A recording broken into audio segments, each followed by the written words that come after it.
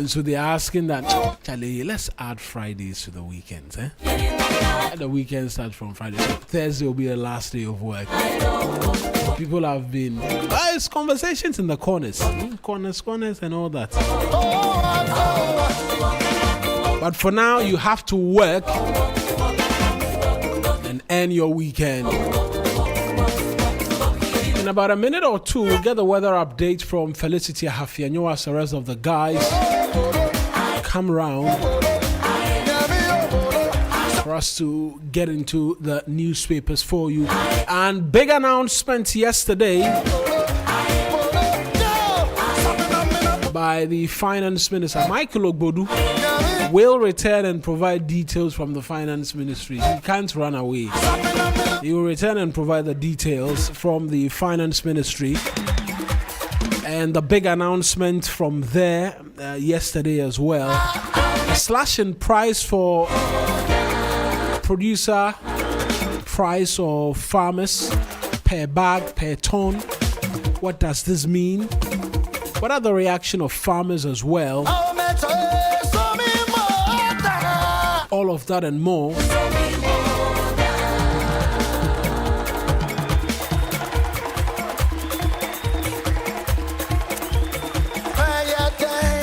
And then also plans that, look, going forward, we will process 50% of our beans here in the country. What is the potential? Are you ready? What does that mean? So Michael Ogbodu will join us and help us through all of that this morning as well, here on the 3FM Sunrise.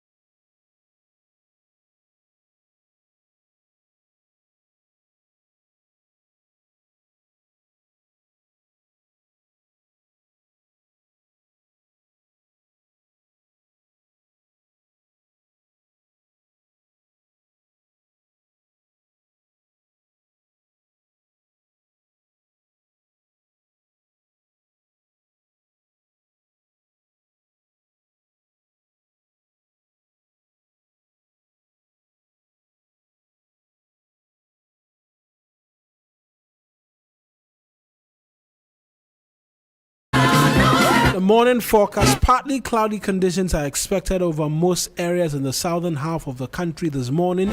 During the early hours, mist and fog patches are likely to develop over the coast, hilly grounds and forest zones. As the day progresses into the afternoon, bright and sunny weather will prevail over much of southern Ghana. However, from late afternoon into the evening, localized thunderstorms or rain are expected to affect some places in the middle and transition sectors. The northern sector will experience dry and hazy weather of varying intensity throughout the forecast period. And they add that from this week, daytime temperatures will have a gradual increase across the country. So that's it by way of the weather quickly from the Twitter pages of the Ghana Meteorological Agency. Let's go!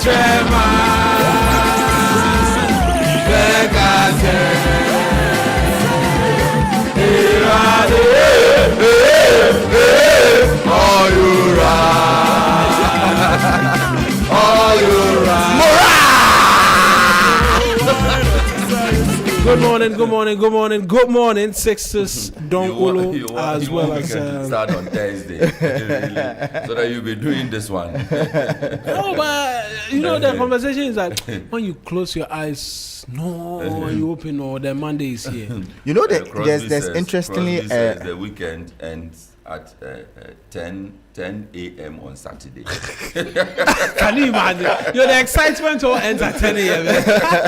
The reality sets in. But there's research actually to show that employees are more productive when the working days are reduced. When the working days are reduced. Yes. So actually, there's one of saying good morning to Amma Lawson. Well, we know she's an avid listener of the show. Yeah, we know she's an avid. And yesterday I heard the sisters by force greeting the CFO. No, the man doesn't even. I was telling him, I was pinching him. I was like, my boss. I cannot say good morning. Do you know he's a pastor? Do you know he's a pastor? I didn't know. He's a Sophocles. Yeah, and Sophocles is sleeping somewhere. Oh no! Let me continue. No, I honestly don't know. But he's a pastor. He's a man of God. Okay. Ordained, eh? Oh. Yeah, he's a preacher. On this note, Reverend,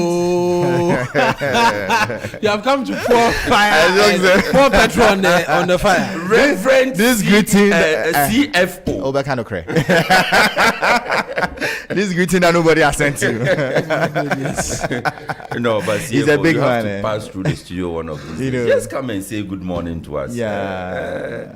Question will arrange something. The finance people, they don't like to be on the front burners. They mostly like to remain hidden. Exactly. And then they work the things. So that when they are saying no to you, there's no familiarity. Exactly. There is no familiarity when they say there's familiarity there, we will familiarize it. So they like to remain in the small corner, and then they will work the magic. Reverend CFO. Yeah. The general manager for news, Astus, is giving you an open invitation to visit, pay a working visit. Are you sure Astus sent you this one? Oh, but on behalf of Astus, please ask for me. We don't know anything. On behalf of the general manager news, ably supported by Mabel Aku Banase, award-winning court reporter. Did you know that? Award-winning court reporter. Who's the award-winning court reporter? You know Mabel Aku Banase. I know she distinguished herself with the reportage of the 2012 election petition, which she wrote on. She wrote a book. Okay. Yes. Newsroom is never write book. Never write book. You didn't know that. She's collecting and say, hey, sorry. Finish your statement. Finish your big woman. Oh, now I see. Okay. Finish your statement. Don't truncate it anyway. Reverend CFO, Astus has given you an open invitation, standing invitation. Let's move Pay on. a working visit to the Sunrise team. Only sister. I should visit. Okay, well. So a working visit. A working visit to the Sunrise team. So that he appreciate the work the team does. Thank you. You are in the spirit. And if he appreciates in kind, we won't say no. Oh no. Who are we? You know, a man of God there, you always led and directed by the Spirit. And who are we to refuse? Who are we to refuse the promptings of the Holy Ghost? We hear you. Yes. So this is where it was going to. If trouble come, we don't know. Janet Quason will arrange something with the CFO. No problem. Yes. If for nothing at all, he will say a word of prayer with us on the show when he visits. But so CFO, today is Friday. It's okay. Next week Friday he can visit. Today is Friday. Today is Friday. Yeah. Then let's greet him again. Today is Friday. And ask him if we should pass by the office after the bulletin. Next week Friday, the month would have died. The moon would have died. So tomorrow is Valentine. It is tomorrow. Yeah. Today actually as well is World Radio Day, by the way. And World Condom Day. What's the correlation? Is it for us here in Ghana or it's globally? There's a World Condom Day. Whom am I to say it is? And World Radio Day. World Radio Day. World Radio Day. World Day Condom Day.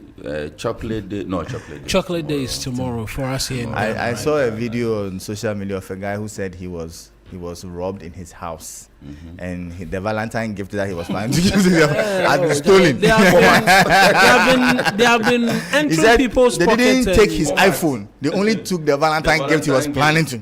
So now he doesn't have a gift, and he's traumatized. The huge surprise he had for his loved one. Oh, he has been. Thieves broke into his and home robbed him and took it away as well. But anyways, let's. If they give you that format, go and report to the police. He just reminded me of someone who, the guy said he stores pictures of various incidents as excuse for the future. So that the day will come, broken down car picture, he puts it there. Oh, the car's broken down. This sounds like DJ Phil. He can do it. He can do DJ Phil. He can do it. Charlie. The boys at the back. On this Valentine conversation, a lot of people are finding excuses to run away from the village. I was seeing a video where someone was saying that they asked them to cook rice and beans.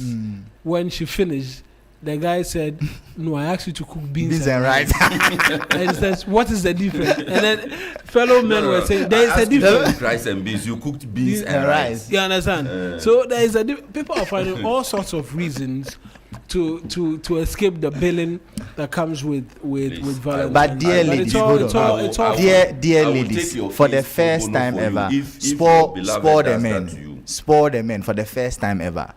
Flip the narrative. Let this Valentine be about the men. You are on. Let it be about the men. For the first celebrate. Let's just. No, I'm not saying. I don't have a problem. Yeah. With the way you are protesting. No, I said this agenda. This 2026 So Valentine. this one, it should be about the men. Council, you are jumping the gun. I am sorry. This agenda is in front of the gun. This agenda, we are putting 1,000 bags of cement. So let this Valentine be. If the women, if you agree, send us a message and then let us know where you stand. Yeah. Right. Today we don't have a lot of papers. Newspapers I think they started an early weekend. So. What do we have? We don't have. Let me start with Elvis Darko's news center. But do you realize there's a color change, or it's me? Yeah, it's light blue now, right? Yeah. Or the ink finish for this edition. This is the red finish. The red finish.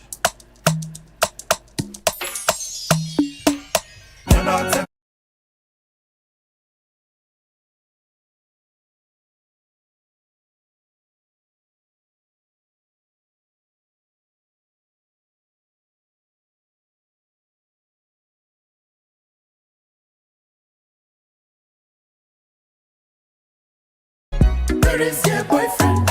You are sitting at home.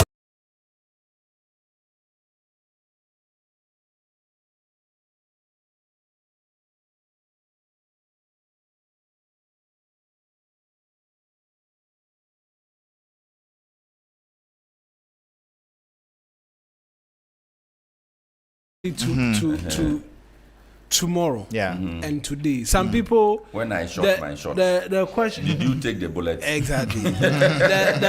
Some people are being given excuses. Oh, I am going for a weekend to go and see some property or to go and conduct some business. Yeah. You will find your level as to whether or not you are the substantive or the substitute. You will find. I'll gladly be your lawyer. Come and see me if they do something to me. But if they lie that your gift has been stolen. What on what basis would they come and see? Oh, you come and see me. But someone says this Valentine is actually tricky because it's a weekend. What excuse are you going to give? But yeah, traveling. Conferences. Yeah, we have funerals. We have. Hold on. Let him implicate himself. Continue. We have weddings. We have funerals. Weddings will last 24 hours. Thank you. No, but you have to go and support your friend. Okay. I mean, you are part of the organizers. You are the one carrying the drinks to the so you are actually leaving this evening. Yeah. But you get there tomorrow. And then the wedding is the whole day because you are part of the organization. You'll be busy. And the network is not good over there. But you try and send maybe a box of chocolates. No, you just send a text message. You say, I arrived safely. The program is going on well. I will see you on Sunday. On Sunday. Yes. So that one there to be post Valentine. No, Sunday we'll go to church. Anyways, so those of you who are always working and be making fake calls, this song is for you. Because you don't want Smawina to talk to you, then you are pretending to be on it. As for me, everything is a Smawina. Good morning to you. Good morning. Good morning, Mawina. Good morning. Eric Mawina Egbeta. Let's get into the. I should go back to News Center. Into News Center. I beg you. As we are turning a conversation on me, let's go to News Center. Cocoa farmers lose 1,038 Ghana cedis per bag, translating into 16,608 loss per ton. Wow. Minority condemns big cocoa price cut. 7-0 Supreme Court verdict affirms Anas's title to Chado land. Occupy Ghana submits bill to criminalize bribery and primaries. 71% of Ghanaians worried about rising food prices. We will definitely come back to this. Watch it, you. IGP promotes record 12,802 personnel. That story is on page 7 of the paper. So I'm guessing that all those who said their promotions had been stampeded. Yeah. I'm sure they are smiling by now. On the back page of the News Center newspaper, you have Ghana plans fiscal council after IMF exit. What does that mean? We'll set up another body. We are going to set up another body. Ghana plan. Okay, let me just take that.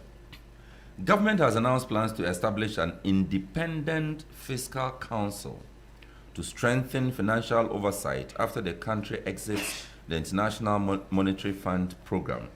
Announcement was made by Mr. Thomas Nyako Ampem, Deputy Minister of Finance. I honestly don't know. Medical doctor or book doctor? The Deputy Finance Minister? Yeah, the doctor. I honestly don't know. I have to just check. During a courtesy call by Miss Emmanuel Bolustro, head of the Regional Economic Department of France for Nigeria and Ghana. Okay, so we are going to have an independent fiscal council. So the question I'm asking is, this is going to be another body? So it appears. It says to be set up. It says to be set up there. It says another body. No. So he's not a doctor. He's just Thomas Ampem. Yeah. Go ahead. He said IMF program targets remained on track. Inflation had declined to 3.8% and key macroeconomic indicators were showing positive trends. He welcomed deeper collaboration between Ghana and France to sustain economic growth. I'm looking for the quotes from this story. I am not getting them, but that's the idea. So government will establish an independent fiscal council. Okay, so we have economic management team. We have the presidential advisory group on the economy. Is group. Yeah. Is it about page? Presidential Advisory Group on the economy. Mm-hmm. That's page. That's okay. We have the Council of State already. That's also playing some role in that. Yeah, but this is economy specific. So at least let's spare the Council of State. Then this new. Then this one would be Independent Fiscal Council. And we already have the Fiscal Responsibility Act too. Yes. And there was another group. Another group. That had been set up, right? So we know. Does the finance minister have a council or committee of a sort advising him? The finance minister. Yes, the finance minister has an array of advisors. Some advisors. Not the individual advisors. But what? Like a kind of a body. Not to the best of my knowledge. It's just technical advice. I think I recall there was a group which was set up before Page, which had a number of individuals before Page. I just have to check. That was the Senchi. That group organized Senchi. No, after Senchi, there was a group which had the former finance minister, Seth Tekpe, in with some other individuals before the creation of this Page as well. This one is specific to post IMF and maintaining fiscal balance. The Presidential Advisory Group on the Economy as well is supposed to provide strengthen financial oversight after or post IMF. What sort of backing? Perhaps let's get into the details right away. Yeah, what sort of that's backing? what I tried finding, but there's really not much detail on this. So it talks about where he made the announcement. It said the meeting focused on strengthening economic ties between Ghana and France, and then he expressed Ghana's optimism about Ghana's economic recovery, and attributed the progress partly to international partnerships, including support from France. So the only thing that probably relates to even this is IMF program targets remained on track, and he went on to talk about. So the rest of it is about Ghana IMF. So the only thing we have here to go with is the hint of an independent fiscal council. The name may change; it may be the same. Means it's not yet in. The plans are there. They are making plans. So this was just an announcement of the plans. Right. Yeah. So whatever it is, plans are already in motion. Yeah. Right. Interesting. And all of this joins in on the many groupings, right? Who are supposed to help safeguard against excesses post IMF. Is it just me, or it appears there's a lot of activity on the front by the government to say that, look, when we exit this IMF program, we don't want to slip and go back. Mind you, the president has spoken and said this will be the last time we're going into an IMF program, and it will not happen again. When he made the announcements, a lot of us, myself being inclusive, I've been a bit skeptical. We've had this on so many occasions, but if you look at the share groups that are being created and the individuals at the finance ministry who have come in to advise the minister as well, it does look like there is a bit of deliberateness in the courses of action being taken. And Mike, perhaps I'll defer to you on this one, per what it is that you're seeing, whether or not it looks more towards that direction or it's just me thinking out too loud. Because now we're seeing this IFC come in, even though there's a law that exists already. We've seen the Page. We have a group already advising the president on matters of the economy. Then at the finance ministry as well, there have been different individuals. Dr. Thuye Champon, for instance, who we've been speaking to for a very long time, is now an active player in terms of providing sound reasoning and support in terms of technical ability to the minister as well in navigating the waters and all of that. I think that overall they seem to be ticking the right boxes with some of these moves. But history will tell you that a lot of the times in the first few years, governments seem to get it right. But the challenge really is towards the election year. That's the true test of all of these that we are seeing. Will they still be fiscally disciplined during the election period, where we know that governments in and out have been consistent in their budget overruns and the likes? So far so good. But the point is that we live to tell if they will continue with this trajectory, or it's all going to be a 9-day wonder as at 2028. So let's see how it goes. But at least in the meantime, we can commend them for the fiscal discipline.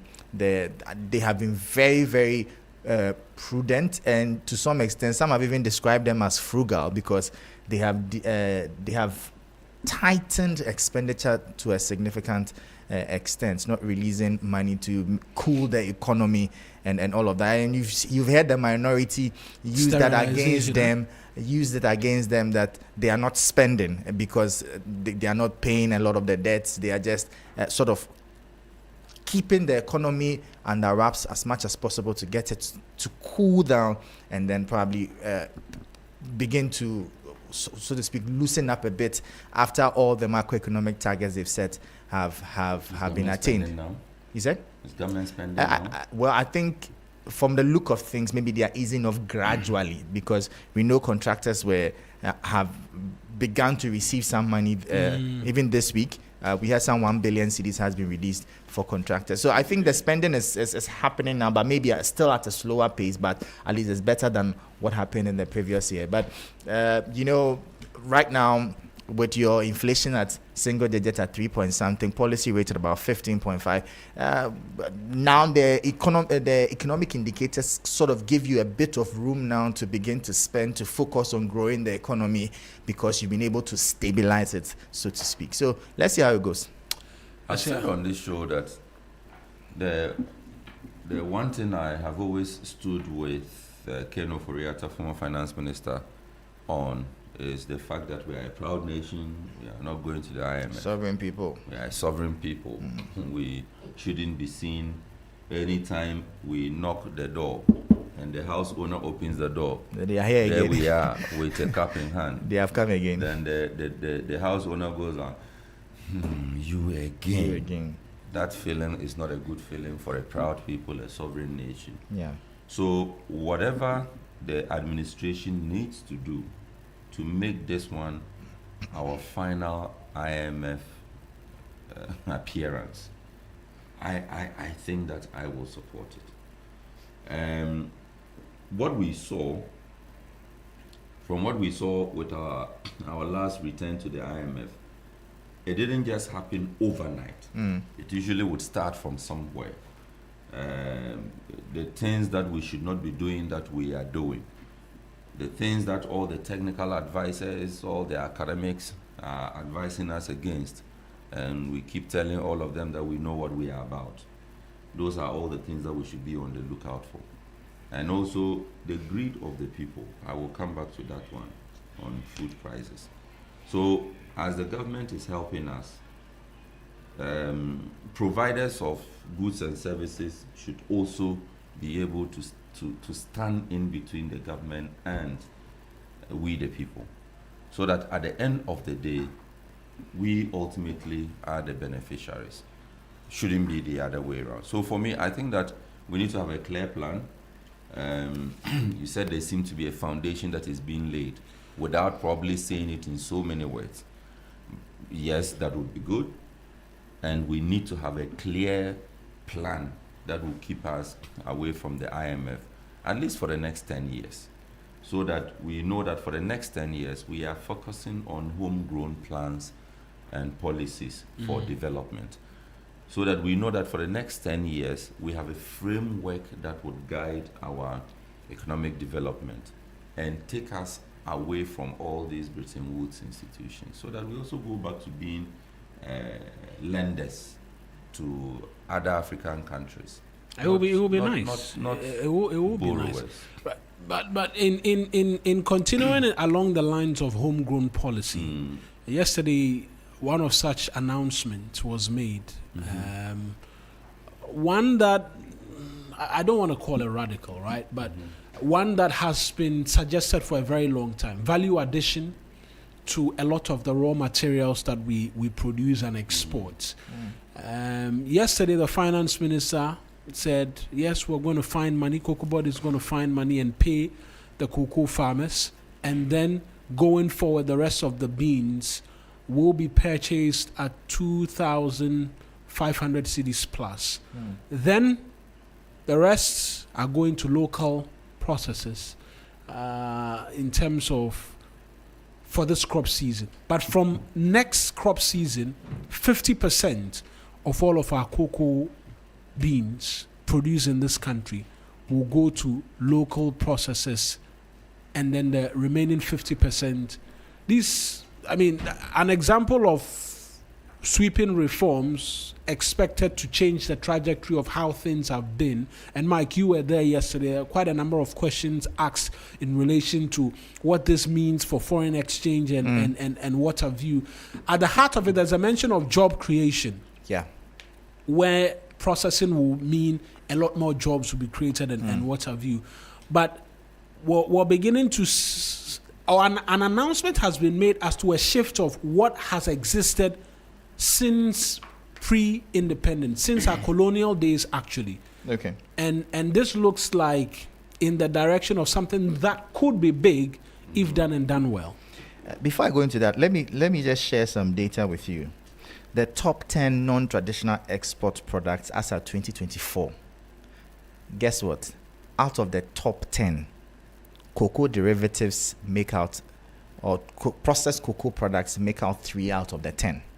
And it will surprise you to note also that our top earning non-traditional export is cocoa powder.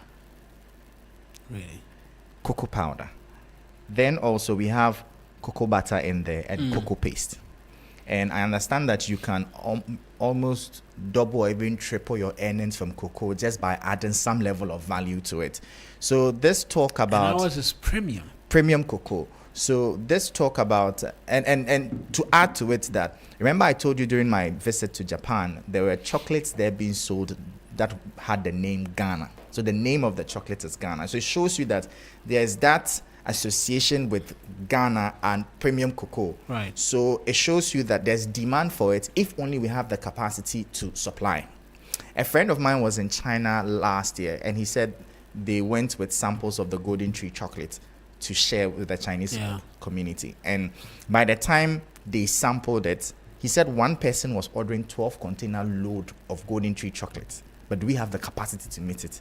So the potential for our cocoa and its derivative is endless, so long as we have the capacity to produce, because that has been the problem and the challenge. And I'm sure to all the local chocolate manufacturers who are listening to us, share your thoughts with us, because I know that for a lot of them, the capacity and the access to the cocoa has been a major drawback, but the demand is there.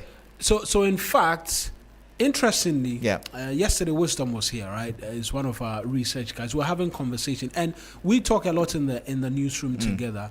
And he was drawing my attention to the fact that our local processors have to rely on cocoa beans from our neighboring countries, Burkina Faso, sometimes Ivory Coast, because all of our cocoa beans is headed outside. So they actually do not get cocoa beans to process, and there's a genuine difficulty. So yesterday, when we were having the conversation, he stressed that the most important aspect of this, and in all of our conversation, will be value addition. And so having had the minister mention this again, it's been something we've been talking about. But 50% of everything that we have, also, I asked the question, do we have the capacity to process 50% right now, or we're putting in place? Fantastic, but it's a genuine question to ask right now, whether or not, based on the interaction, that 50% can be absorbed, and then we look forward to it. Yes, there was engagement with the respective players within the sector, and so there's a predisposition to want to say that, yes, there's that potential there. Right? But again, for us, we need to ask questions and then be able to get an understanding, because we don't want another situation where next year we'll say they couldn't absorb all 50% and we're seeking to offload again to the international market, and then it could create complications and farmers are not paid again, and the entire conversation comes about again. That's a critical one. And the challenge that I understand from what you've also said is that a lot of the local chocolate manufacturers are having challenge having access to the beans. So if this government introduces a policy that would make it easier for them to access the beans, I'm sure that will help significantly. And if you remember, my question to the minister was on the issue of revamping the cocoa processing company. How are we planning on doing that? The potential to process 50% is there. However, is the capacity available as we speak? And if at all, how soon? And those are the critical ones that we need answers to. Because once we're able to figure that part of it, trust me, this country will be in a very, very good place. Being able to process about 50%, let's just take it on the barest minimum, would mean increasing our earnings from cocoa by not less than 100%, just on the surface of it. And like I told you earlier too, the cocoa cocoa powder is already fetching us good money. Yeah. So if we are able to increase the capacity, as for the demand, especially on the global front, I'm sure it is huge. So long as we build the capacity and we are able to what's it called? To produce the chocolates, they will sell globally. And those are the critical ones that we have to. But overall, I think that the policy as it is sounds fantastic. I mean, it always sounds fantastic. It always sounds fantastic. Is the implementation now that we are really curious to see what will be. I appreciate the fact that the president seems very particular about ensuring that all the SOEs in this country turn into profit-making institutions. He's spoken that any SOE that boss that fails to provide his financial statements by first quarter. Those are great stuff. That's what we want to hear. And I'm hoping that same level of accountability will follow this. And I am hoping that a technocrat will be appointed to run it and will be given the free hand to run this fully as a business without political interference, because that has been one of our major setbacks. In fact, that is captured in the recommendation by the Constitutional Review Committee, allowing SOEs to outlive, like the executive, right? The bosses to outlive the political terms, because the combining of both and running along the lines has proven very detrimental to some of these SOEs. I get that point, but however, to get it right, it means that we have to have SOEs whose leadership is not appointed, are not political appointees. So they even. Do we have any such SOEs? No, so it's part of the recommendation by the Constitutional Review Committee. Because actually, if these SOEs are to work properly, that is why I also support the idea of listing all of them on the stock exchange, like putting them all together. Yeah, and then the people and all of that. So that they are runners like private companies, independent of political interference whatsoever. Because that is what is setting us back. The fact that a lot of them are political appointees, their accountability is poor. They get away with a lot of things, like some of the things that we just heard from Cocoa Board about over a decade, total supply of jute sacks already bought down for only God knows what. Those things can be very disappointing. And those are the things we need to put strict measures here for our SOEs. Demand accountability. Yeah, procurement is one of our biggest bins in this country.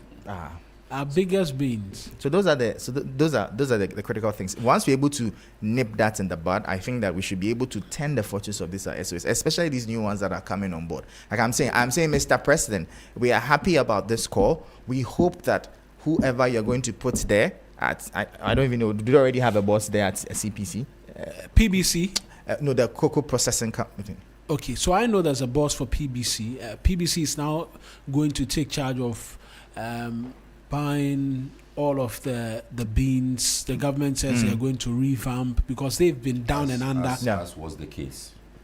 They've been down and under for a very, very long time, and they are going to receive a lot of financing. I think yesterday I was speaking to the boss there as well on a number of such matters. And there's a lot of excitement on the horizon. But let's switch to the cocoa farmer as well, because there's a drop in price per bag for them.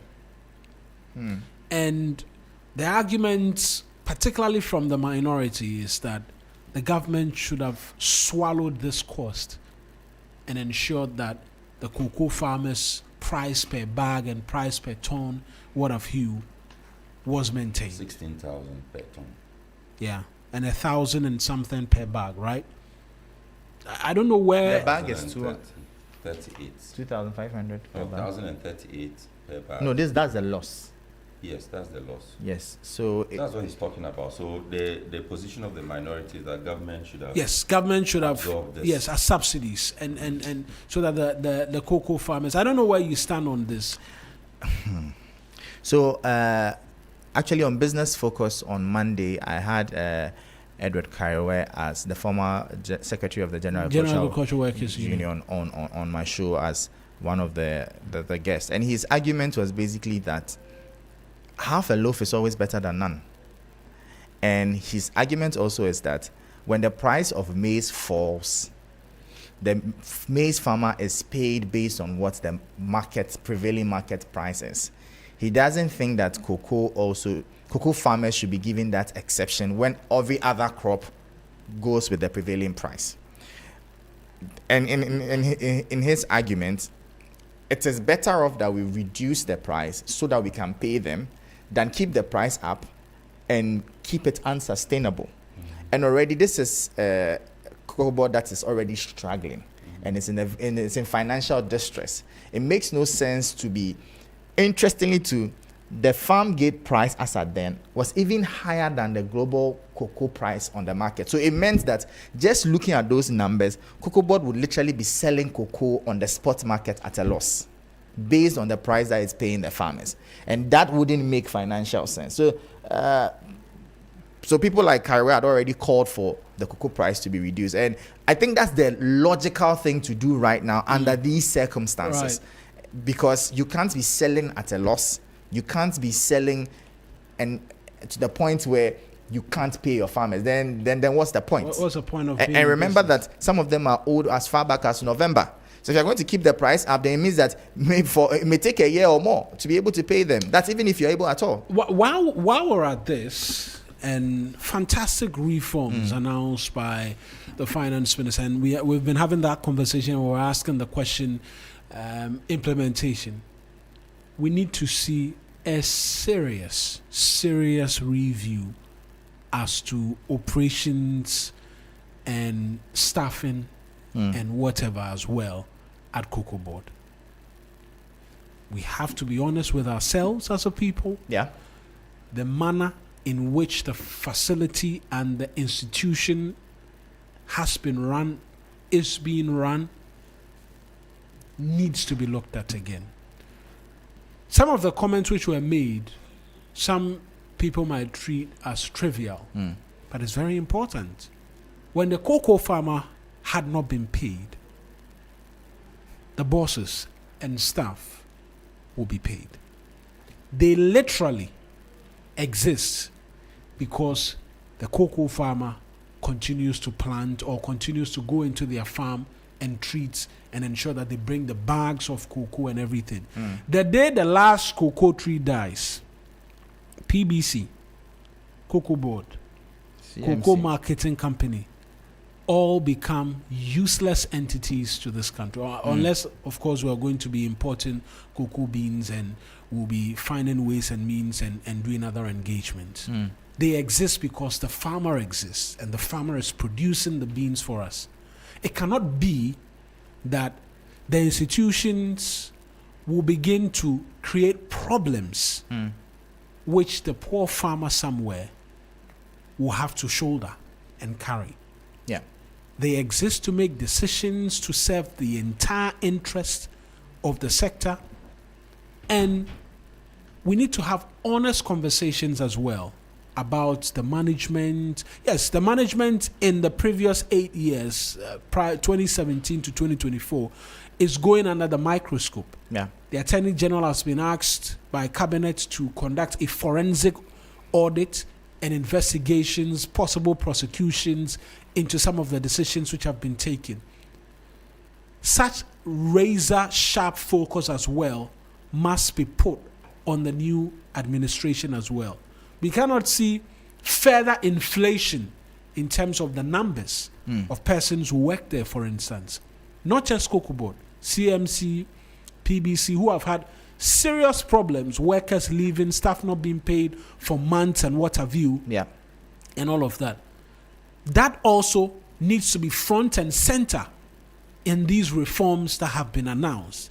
Otherwise, we will make the announcement, we will do this, we'll do that. But the institution Cocoa Board, 20.6 billion in terms of debt. Over 30 actually, from what Randy Abbey said, is quoted to have said. Exactly. Yeah, about 30 billion. We can't allow that to continue to balloon. Then what is the essence of the reform and whatever that we're seeking to push as well? So that is also another aspect of the conversation that needs to come front and center. We must not leave it at the fringes and say, oh, the government says we are going to purchase cocoa and then we'll process it here and what. Yeah, that's fantastic. But so must our lenses be on the institutions that are supposed to be supervising and looking after these respective agencies as well. I couldn't agree with you anymore, because you see, and that's why I was very happy about the finance minister's statement there and on the fact that the AG has been asked to look into this, because it is important that we crack the whip to sanitize the space, because that will serve as a deterrent to whoever is there. Because if it is done to your predecessors who supposedly were involved in any form of malfeasance or whatsoever, you will also set up and know that should you leave, similar thing could be done to you. The other side too I was very happy about was when the finance minister stated that in the cocoa bill that's going to be laid before the cocoa board bill that's going to be laid before Parliament, the issue of cocoa board going to road construction has been cemented over there. It's now a no-go area. And they have no business awarding road contracts whatsoever. And I think that it's quite sad that a lot of SOEs in this country get carried away with ancillary functions that they don't deliver on their core mandate.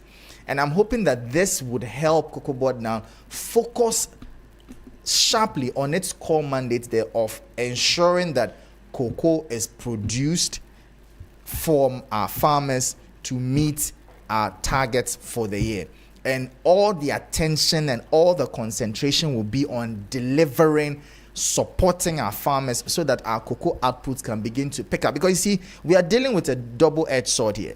Now is the issue of pricing coming up. In the midst of all of this is still the Galamsey issue that is affecting our cocoa farmers that we are dealing with. That's already competing with us for space.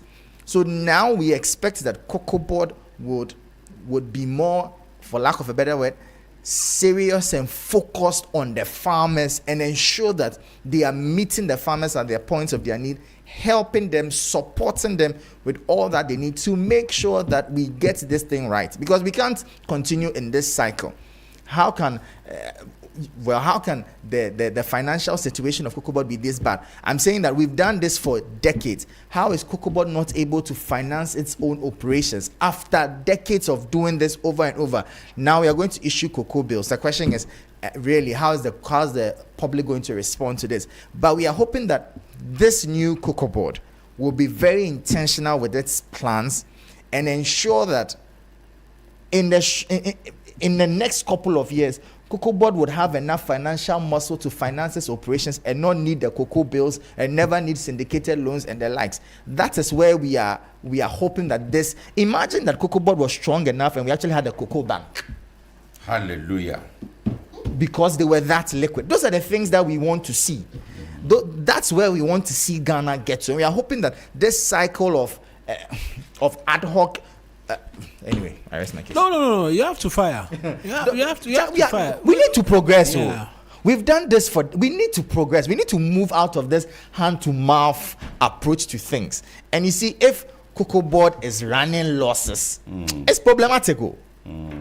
It is problematic. And are we not the same people saying that Cocoa Board has money, so let it help in one or two projects that would benefit the cocoa farmer? For instance, roads in cocoa areas that need facelift, and central government budget is not able to cater for that. So let us pick something from the cocoa money and then retool. Have we done any? Or we say that the cocoa farmers have children whose education is probably in limbo because a lot of them pay so much attention to their farms that they may not be they may not be able to even pay attention to their own kids. Or rather, that let us take something small from the cocoa farmer and put into the education of another child in that same cocoa village whose parent is not able to finance it. So let us use some money and set up scholarship schemes. I mean, these for me would not be bad in themselves, be bad or evil, but maybe in the attempt to manage the process, in the attempt to do that good, then we see greed, as I always say, set in, and people trying to take advantage of that. If a 1 kilometer road will cost the cocoa money 100 Ghana, you see people put 200 Ghana of the cocoa money into that.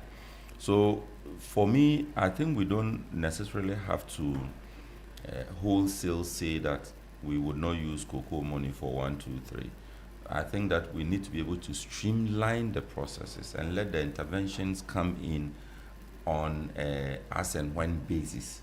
You get it? So that at least some areas or sectors would also benefit from the cocoa money song.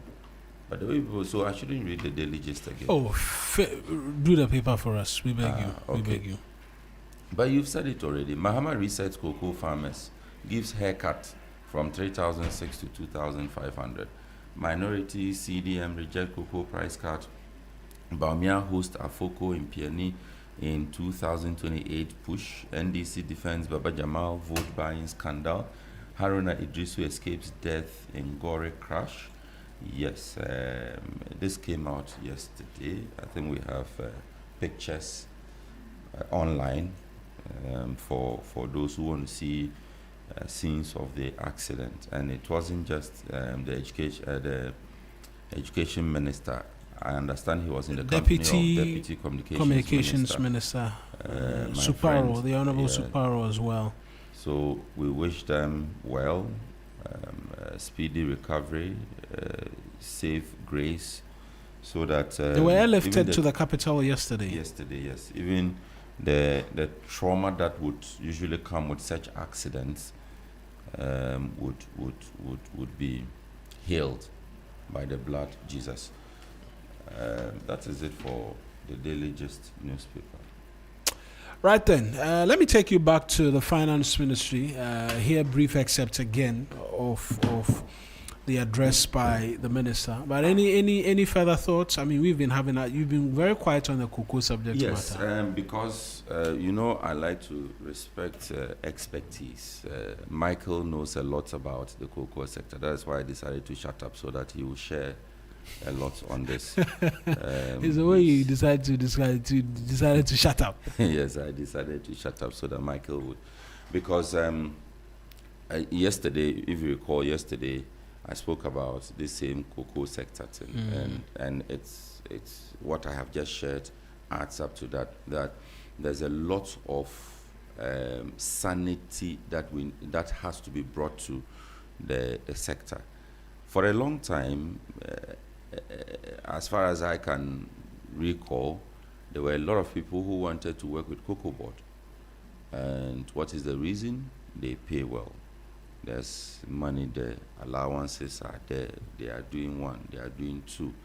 And the Cocoa Board became so attractive that at a point, I understand it was the highest paying state institution. And if we have staff so well paid, so well motivated, what is the problem? Why is productivity now a question? Or rather, it's not a question of productivity, but a question of, yes, it comes down to productivity, not on the part of the farmer, but on the part of the people fashioning out the policy and ensuring that the farmer in whose name they are well paid will also equally be well paid. So I think that there's a lot of conversation that has to go on the sector and ensure that the focus is not taken away from the farmer. And like I said yesterday, that in doing so, there's a deep encouragement to young people like me who can travel from what you call the north into a cocoa growing village and get farmland for myself and also start growing cocoa rather than coming to stay in Accra, sleeping in some kiosk open to, all the troubles that you can find and all of that. So the encouragement we keep giving young people to get into farming, it shouldn't just be about maize farming or rice farming or yam farming. I think cocoa is another area that young people can get attracted to. But the packaging of the industry, how it is presented to us as young people, makes it look like it is a punishment. If you are picking up a hoe and a cutlass, then it is the biggest punishment you should get. Why should I even have to use a hoe and a cutlass? Unfortunately for us, that is where we still are.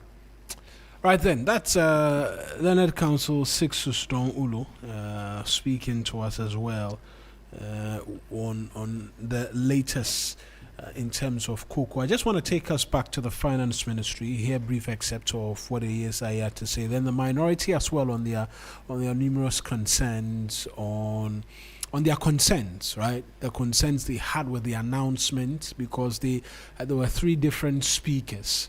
There was a former finance minister, there was a lead person on agric, and as well a lead person on the economy as well, all speaking from the news conference yesterday. By the PPLC to increase the producer price of cocoa made Ghana's farm gate price competitive and stemmed the potential smuggling of our cocoa beans.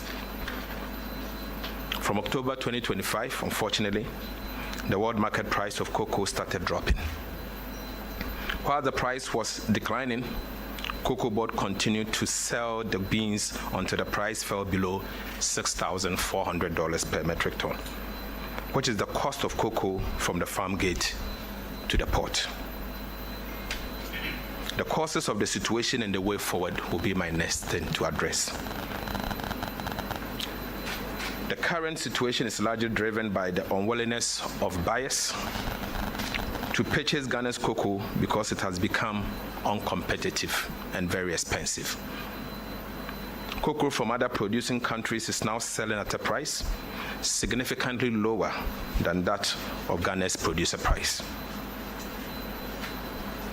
Meanwhile, Cocoa Board did not have the liquidity to purchase cocoa from farmers and stock for hedging or other trading decisions.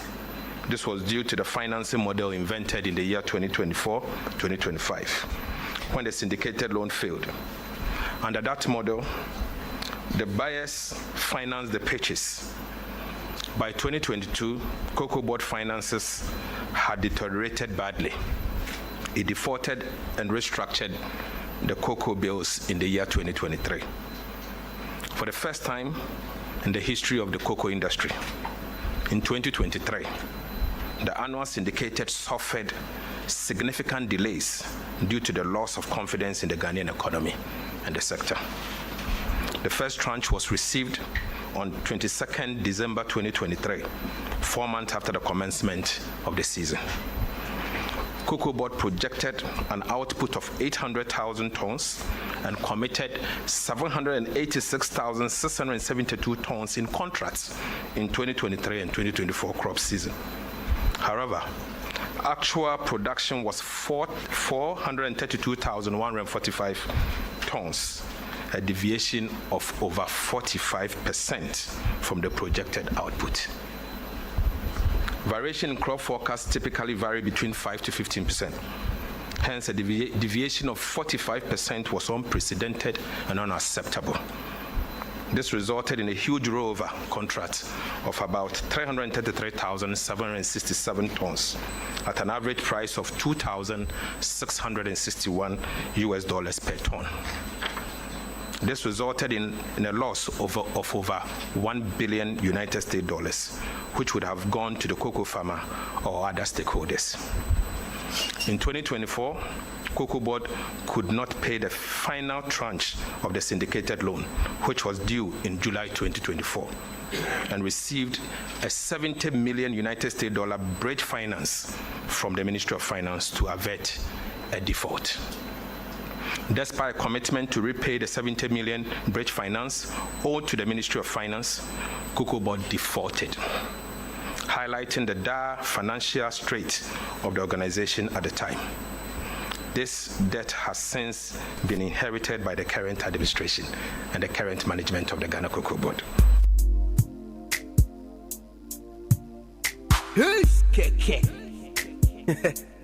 It's a boy never X.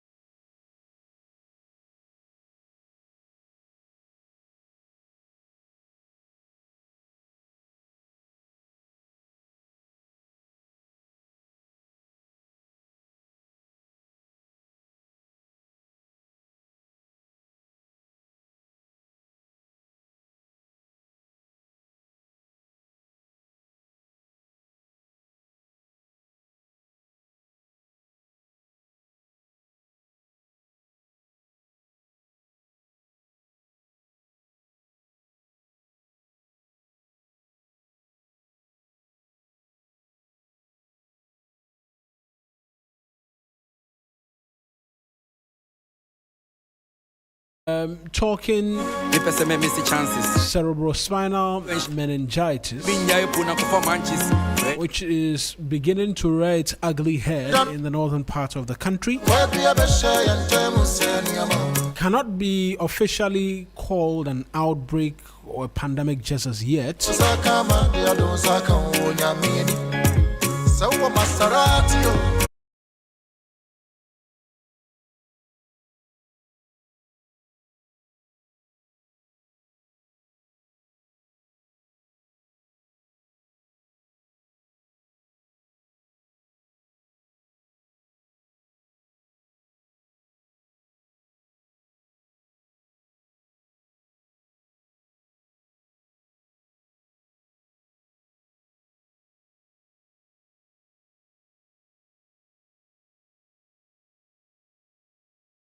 Nadra Mohammed and Ibrahim Wangara, they've been following up on these developments for us.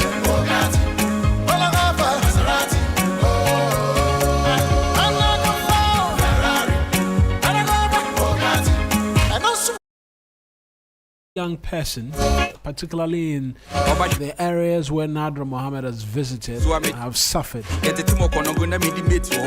Died, as a matter of fact, or succumbed to this meningitis situation, and we're seeking to get an understanding as to what's happening there on community issues for you this morning.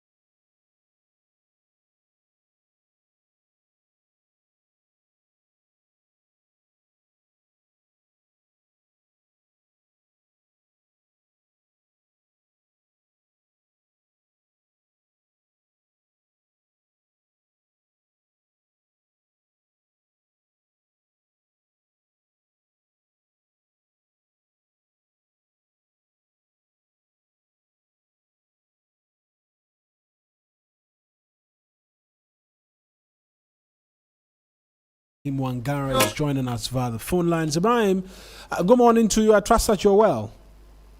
Good morning, by His grace. We give God praise. Talk to us, Ibrahim, this morning about the meningitis situation in the Upper West region. How many of such cases have we recorded?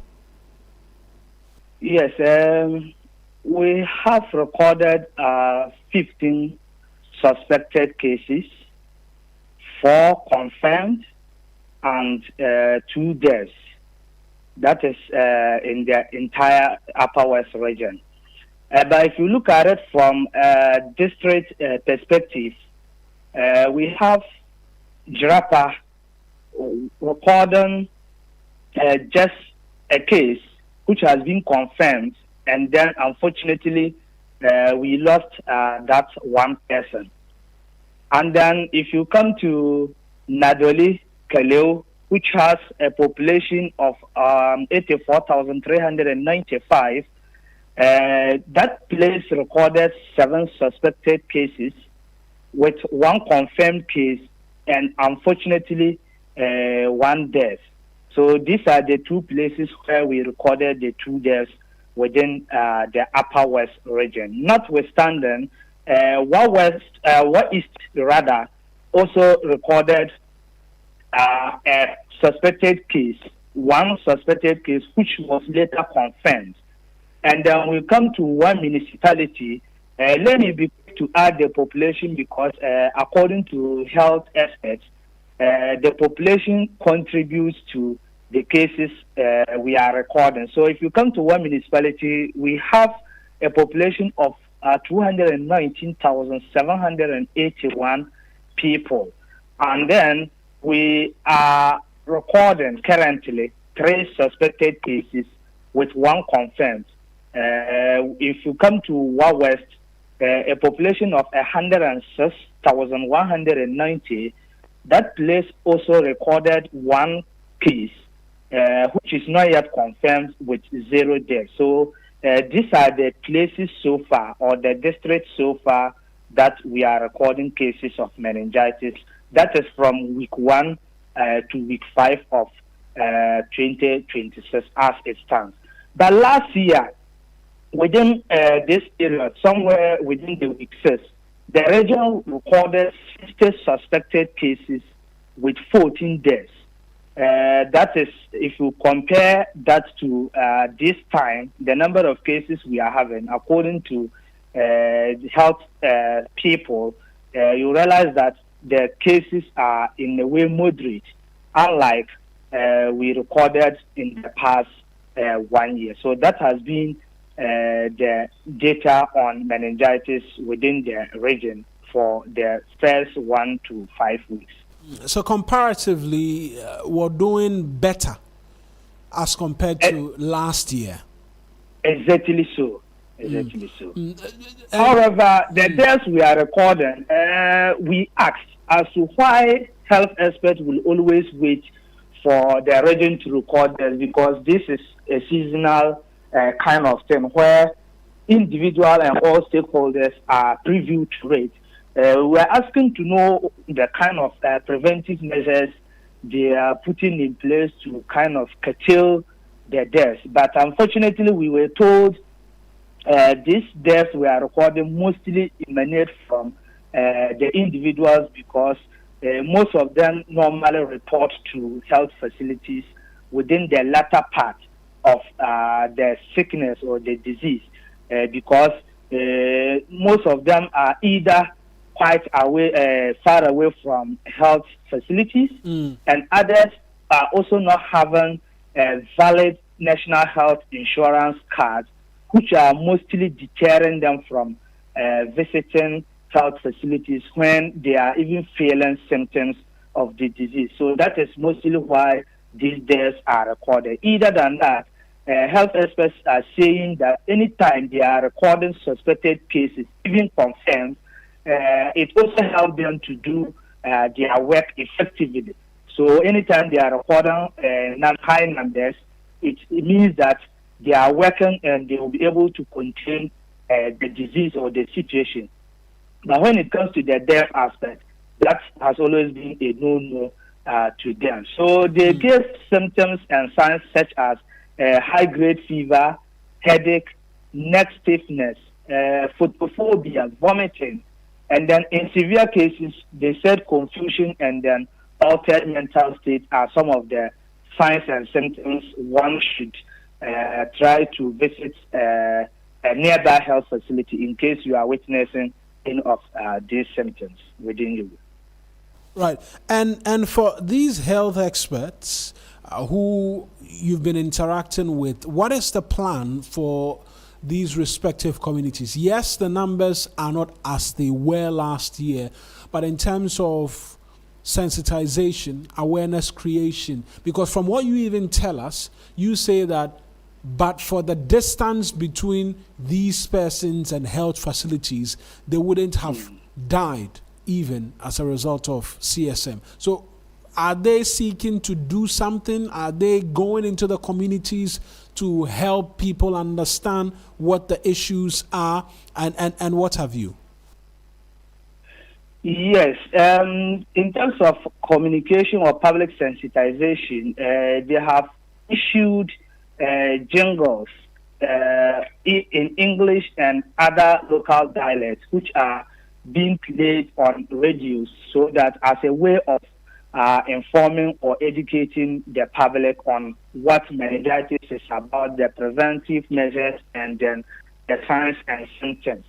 Aside that, they are also planning to visit key stakeholders, i.e. pastors and then imams, so that they can also use their medium to talk to their followers on the importance of seeking early treatment when one is experiencing some of the symptoms. We were also told by the Upper West Regional Minister that last year, due to the plans put in place, they had resources, both medical and financially, and they were not able to spend everything last year. So what he told us is that they are reserving some of the resources they gained or they received last year during the pandemic to at least use it for the time being. So they say they are well prepared to come in as and when the needs arise. But they are also giving the chance to the various health facilities. We are told that they are able to conduct the first time, how do I refer to it? Testing of any suspected cases. So the health facilities are trained on how to conduct the first early test to confirm the situation. So when they are suspecting anybody within with their symptoms, they will now refer the person to the regional health, the regional hospital. We are also told that anytime a case is confirmed on an individual, whether you have health insurance or your health insurance is active or not, the region or health directorate, alongside the Ministry of Health, will take charge of the treatment cost because they think that is one of the surest way to curtail or mitigate the situation. So those people who are without active or valid health insurance that having these cases will be treated freely. So these are some of the mechanisms the health directorate is putting in place within the Upper West region. Right. Ibrahim, thank you very much for speaking to us. And considering this is also transmitted easily, airborne as well, are we seeing the use of nose masks or something in and around the township? For now, it's been the use of nose masks is relatively low. Though, as part of the preventive measures, we are asked to avoid overcrowded and poorly ventilated spaces. We are equally asked to practice good respiratory hygiene. That is where the nose mask come in. And also, we have to cover our mouth when coughing or sneezing. If possible, use the nose mask. We need to wash hands regularly with soap and water, as well as seek early medical treatment. So, to ensure we are able to prevent this or the transmission of this disease, these are some of the things we need to do. But as it stands now, the use of masks in the region is still low. Ibrahim, thank you very much. That's Ibrahim Wangara. He's my colleague in the Upper West region for us. Let me go now to Saboba, to be specific, where Nadra Mohammed is stationed as well, and report of similar in Saboba as well, the northern region to be specific. Nadra, good morning to you. I trust that you're doing well this morning. Yes, good morning. I'm doing very well. Great. We've just been speaking to Wangara on the situation in the upper West region. It's mentioned areas like Jirapa and Nadoli Kalio and the likes, where we've reported some of these suspected cases and some have been confirmed. In the northern region, I've mentioned Saboba, but have we confirmed some there? And where are the areas where we're seeing this CSM come up again? So here in the northern region, so far it's just the Saboba enclave that we had this news, just Saboba and its surrounding communities. It hasn't spread to any other communities. I'm saying this because after the health directorate visit to Saboba, when we returned to Tamale, we made a stop at the Central Hospital, the Tamale Teaching Hospital, and other hospitals. But with all engagements with the health directorate and the nurses over there, they confirmed that so far they have not received any suspected cases yet. So for now, it's limited to only Saboba side of Northern region. And for Saboba, what are the numbers looking like? So Saboba, unfortunately, it was two suspected cases that after a series of tests, it was confirmed that was the disease. Unfortunately, the two all died. But aside the two, there were other 9 suspected cases. Luckily, on our part, all the 9 after tests came out negative. So, but health practitioner over there told me that as it stands, they have other 5 suspected cases they are running tests on. So they are yet to confirm, after the test, they are yet to confirm whether it's negative or positive. But it's just the 2 that happened, and after that, there have been suspected cases, but all has been negative. They are waiting for the remaining 5 that he mentioned that they've run tests on for it to come out, and we find out whether it's going to be negative or positive. What is the reaction of the people of Saboba to this development? 2 suspected cases, all confirmed, all dead. Are they taking extra precautions after this came out to the public? Precaution, yes, in a way, because this is a community, they don't even know, most of them don't even know the difference between malaria and fever. So telling them orally that this is what is happening, they don't really get the picture. So that's why they decided to do the community engagement and stakeholders engagement. So they will get to understand when it's coming from their own people. But for now, they don't really know what is going on. It's just the small education that is ongoing. That's when people are getting to know. So one of the health practitioners I engaged over there off camera told me how some of them, the health practitioners, they take opportunity of the community radio, and then once in a while they go there and then they talk to them. So some of them are getting the picture, whilst others too are not getting. So they intend to continue doing this engagement and sensitization until everybody around Saboba gets to know what is happening. You've mentioned the health directorate and the fact that they are doing community outreaches. Have some of these outreaches already started? And since so far in the respective districts in the northern region, only Saboba appears to have seen the cases confirmed it, are they taking some extra steps to trace possible contacts and what have you? Yes, so they mentioned that aside the health directorate coming within the district level, they had already taken some measures. They said they visited some schools, mostly where crowd is normally gathered. So they've been visiting those places, educating them, telling them on what is on the grounds. So aside the official coming, those over there knowing very well that this is the season, because one other practitioner do mention that it's not a new thing to them because of the nature of the environment. The scorching sun, and Saboba is a very dusty place due to the nature of their road. Everywhere is dusty.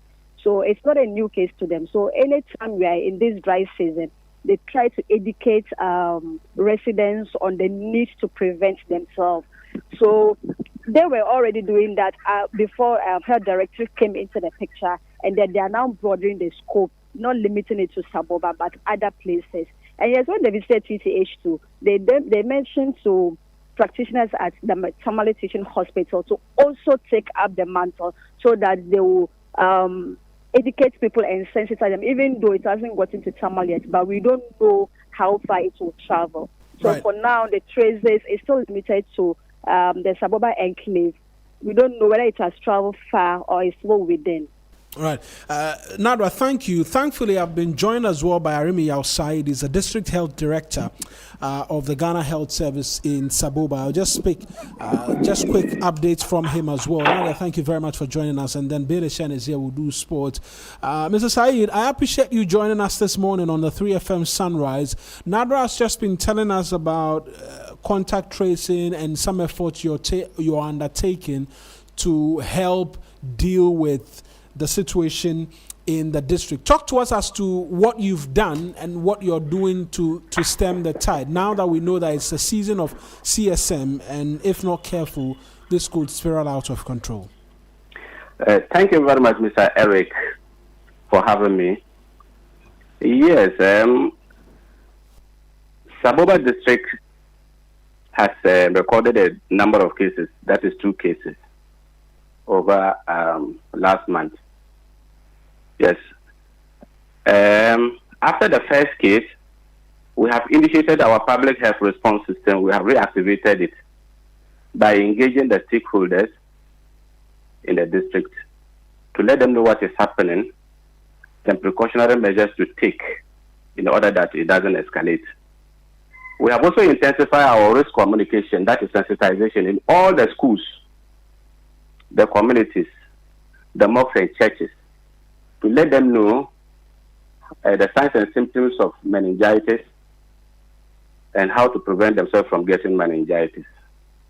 Yes, we have also done case management training for all clinicians in the district so that they can pick up those cases early enough to prevent complications and then the undesirable results. Yes, we have done Zoom meetings, a number of them, and then physical meetings.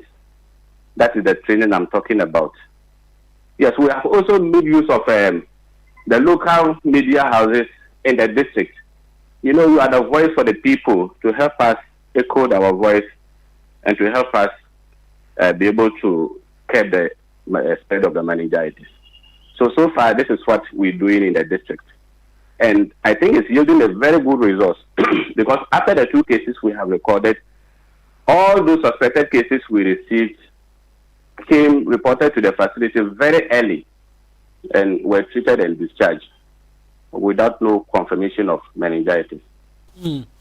So, as at now, what is the case count?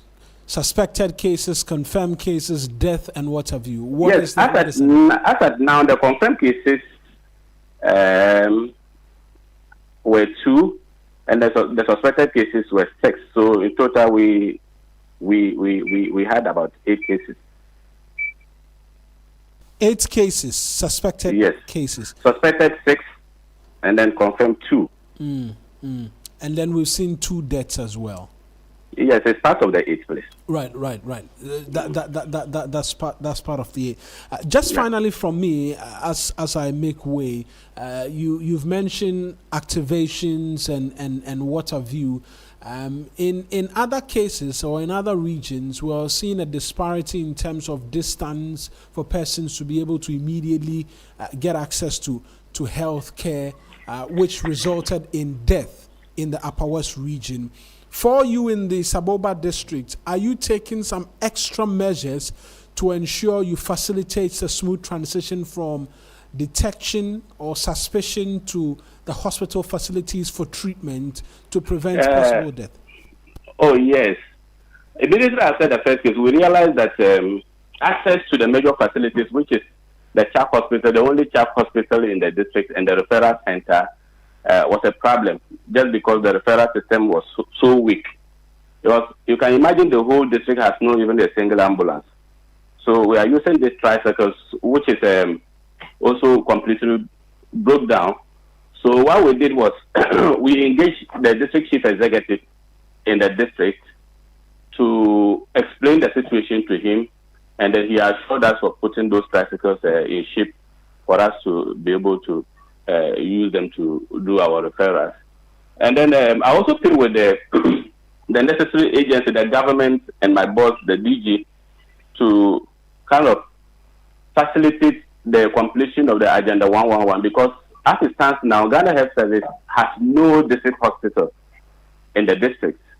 The only hospital we have is the Child Institution, which is not enough to serve the entire district, which is about 110,000 population.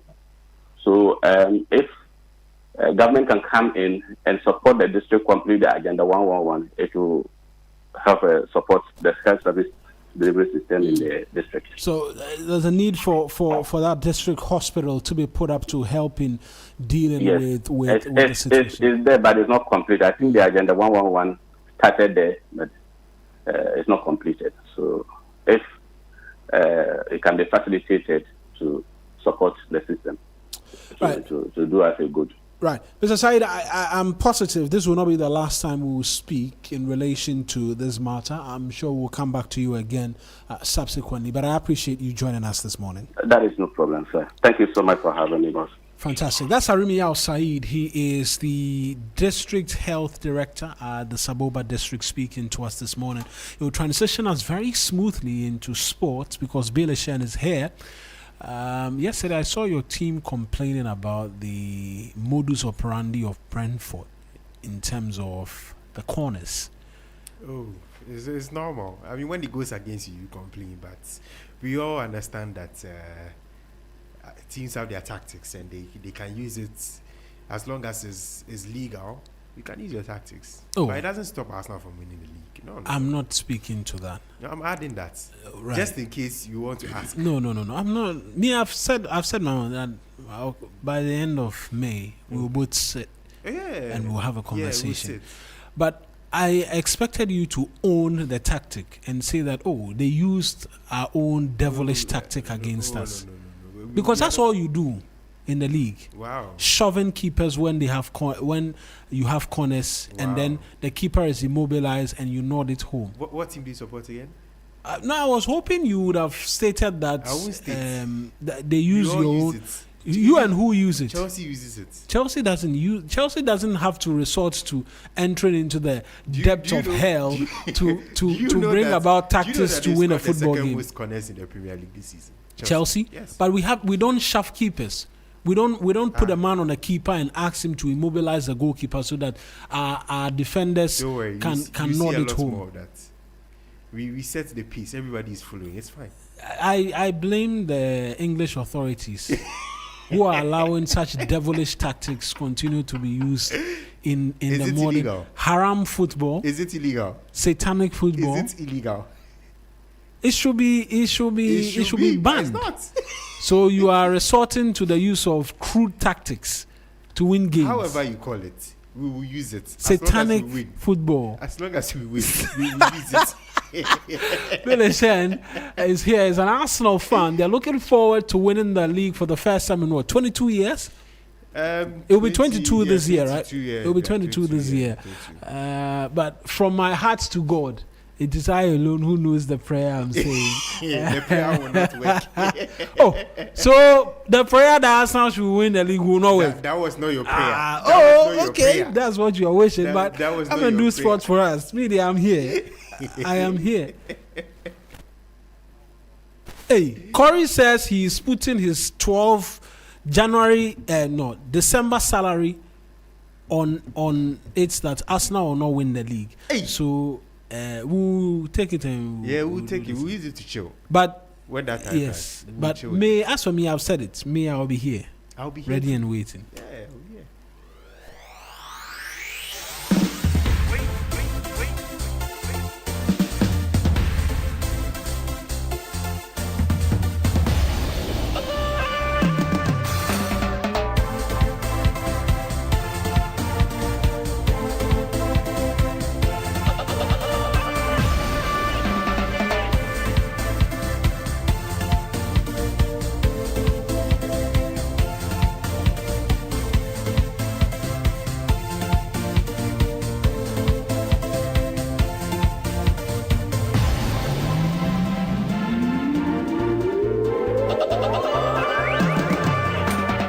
Hello, good morning and welcome to sports here on Sunrise on 3FM 92.7. My name is Bill Ishen. Now in 48 hours, the Super Clash will take place on Sunday between Asante Kotoko and Accra Hearts of Oak. Now 3 Sports will provide you with all that has been happening ahead of the game this morning on Sunrise. Let's start from the camp of Asante Kotoko, where former player Eric Bekwe has shared his expectation ahead of the tie while talking about his fondest memories as well as possible candidates to replace former coach Abdul Karim Zito Kabuti. It's been 39 years now since we have back-to-back against Accra Hearts of Oak, our rivals. And this weekend I have to be a bomber to them. And then the likes of Sarah Mensah and co, who were able to get the goals for us to get the win. And how Betamwa have waked up to the party. I know he's going to make that history by, coming back with that winner so that we can have our history back and then our bragging right on the table. Yeah, looking at Karim Zito history behind playing against Hearts of Oak from Dreams FC and then coming to Kotoko, he hasn't lost against Hearts of Oak. I think it was a moral booster for the club, but it's just the code that have been changed, but the players are still there. So I think tactical discipline is going to play a vital role in this game. I think it has been there for a decade. That is now Kuma and that Bekwe saga. We wish to see some of this, during the game where, history can be remembered. So we are praying that we're going to have a decent game, injury-free, and then let's enjoy ourselves because after election, there's no any campaign. When we are done, we should all marry together as fans of Kotoko and then Hearts of Oak, not to fight. Let's keep the game decent. I think we should first of all look at the team's philosophy. It's very, very key because Kotoko is not where we nurture talent. Kotoko is result-oriented, the same as Hearts of Oak. So we need to be careful on the code that we'll bring on board. He should understand the tradition, the philosophy, and then the DNA of the club so that he can, get the chance to win the hearts of the fans because Kotoko Hearts of Oak is result-oriented clubs. I should stand by the 2-1. That was Eric Bekwe, former Asante Kotoko player. Meanwhile, Kotoko forward Albert Amwa, who got the winning goal when the two sides met in December 2024, has expressed his readiness for the encounter. We need that point very seriously, and I think we will, based on that point, to win our supporters' heart back. I think we haven't been consistently in our matches, so I think that match our supporters need it so much. So I think we need that 3 points. It's the performance, and I think they should believe in us. They shouldn't give up on us, and they should come in their numbers to support us. I think without them, I don't think we are playing for anyone, and I think they should come to the stadium to support us, and we'll make sure that they will enjoy the game. Working more on our goal scoring, and we also need to get more goals in that match. So I think we are ready for Sunday. That was Albert Amwa, Asante Kotoko's striker. Now, on the flip side, Hearts of Oak are seeking a first win at Baba Yara Stadium since 2018. And my colleague Mutala Yakubu takes a closer look at the Phobians in the following report. Points, the passion, the nerves, the pure euphoria, it's always delivers. Hearts of Oak make their trip to Kumasi to face their fiercest rivals, Asante Kotoko, in the fixture loaded with pride and massive stakes. Just 1 point separates the two sides on the table, but this time they share a common target, league leaders Midiama SC, who sits at the summit of the Ghana Premier League. Kotoko claimed the first leg with a narrow 1-0 win, and Hearts head into this one with revenge firmly on their minds. Head coach Didi Dramani, however, isn't talking emotions. His focus is simply victory. The preparations is just like any other league game, but this comes with its own commitment, energy, effort, everything. But the preparation is just to enhance and improve what our style of play is about. Dramani will now come up against Prince Yao Owusu in the Kotoko dugout following Karim Zito's departure. But for the Hearts boss, the change means little. His attention remains on preparing his side mentally and tactically for the challenge ahead. When the game is on, coaches, we don't make decisions. The decisions we can only make is to make substitutions, is to start a player or not start a player, keep him on the bench or not keep him on the bench. These are the decisions we make. But the decisions, when to pass, when to move, when to run, we just want to hope that we are able to set up our teams, in the right ways. With the title race heating up, this clash could shape the direction of the trophy. Former Hearts captain Amankwa Mriku is urging the Phobians to give everything. My expectation is that Hearts of Oak should win. Set for Sunday at the Baba Yara Sports Stadium, optimism is high on both sides. It's the league's most potent attack, Kotoko, against its most resolute defense, Hearts of Oak. Something has to give. That was a report by my colleague Mutala Yakubu. Elsewhere, fans are gearing up for what should be a memorable super clash on Sunday. 3 Sports hit the streets to gauge the expectations of supporters ahead of the match.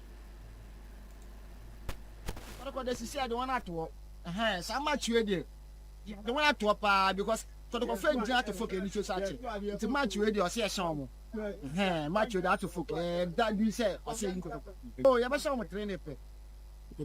Oh, that be another got to call your son. Any Musa no Mala or Mobon. Yeah, 3 goes there. The more money than Sampa. We never good team. We know good coaches all way to vigilante. I call your son and mock of 3 nearly on my job. With me, dear Kotoko, the only cabin winning house for Hannah. Was a house in your not water. And the house never tin home. And there is a pressure no ever Kotoko. But end of the day, the Kotoko draw. I'm okay because hasn't trauma and sending to us me and Sasa. One trauma and sending to us me and she has a ban. Hey, of him. And the Kotoko, the answer is also or the so good pressure. Those are reactions from some fans ahead of the Super Clash. Away from the Super Clash, but still on the Ghana Premier League, Medeama could pull further clear at the top of the standings when they face Aduana, who are 3rd place later on Friday. Now, Medeama's head coach Ibrahim Tanko admits it will be a stern test for his side. I think after Nations game, definitely we lose our first game after so many weeks. Yeah, and we managed to go to the next round of the MTN FA Cup, but I think the league game is always different. Aduana is coming with, very good team, with very good technical team behind them. But like I always said, we are playing home. We always want to control. We always want to create chances to score. It's not going to be easy, but I'm sure that the boys are ready to keep the points. That was Ibrahim Tanko, the head coach of Medeama SC. His opposite number, Aristika Chioba, has acknowledged Medeama is the best team in the league, but says his side must do whatever it takes to earn the maximum points. Medeama is the leader. Medeama is the good team, but also Aduana, he tried the best from this game. Understand that it's possible. If you win, it's possible to reduce the points and you'll go from fighting and put our plan inside in the pitch. Please understand that you'll go to fighting and understand what is the. That was Aristika Chioba, the head coach of Aduana FC. In England, Arsenal failed to pull further clear of Manchester City in the title race after a 1-1 draw at Brentford, a result that cut the lead of the Gunners to 4 points at the top of the table. Now, after the game, Arsenal boss Arteta says his side lacked the ruthlessness to win it. They are exceptional at what they do. The chaos that is in around that ball is very, very difficult to defend. And we said, you want to win here, you're going to have to defend the box with your life, and you're going to have to clear the ball because there's a lot of people there. And if you don't do that, very difficult for you to win the game. We haven't done it in one of the actions, and credit to them as well for that. And then the game became more open, more transitional. They had one of the big chances and the clearance of Declan just at the end.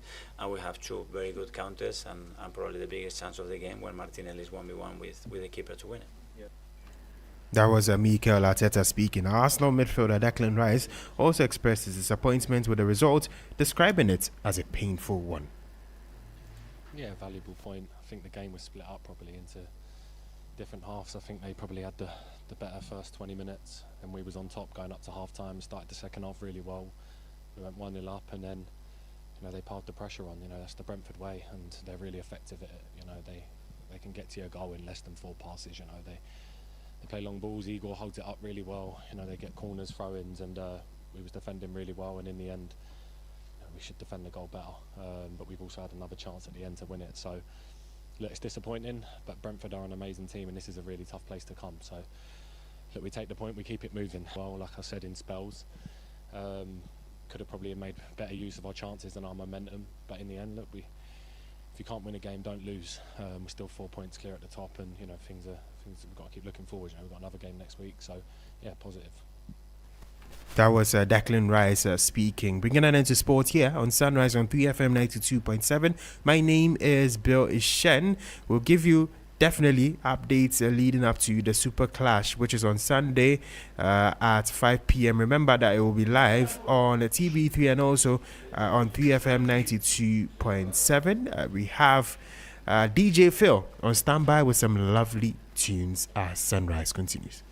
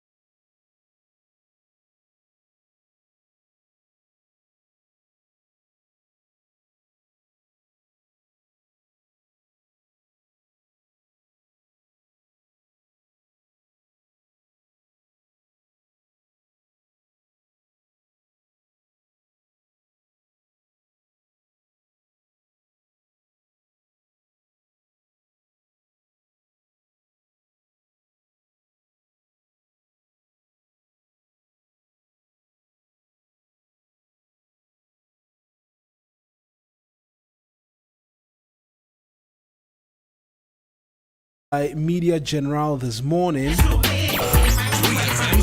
So the management of Media General welcomes the decision by the NPP hierarchy to return to our platforms across the country. Now, we have consistently upheld the highest standards of journalism, ethics and values, delivering fearless reportage and impartial coverage. Our commitment to these principles remains unwavering yesterday, today and always. Ghana is assured of our continued dedication to truth and fairness. As a latest, as we welcome the NPP back onto all of our platforms here at Media General, they will be platformed so they can share as well their perspective on the respective national issues.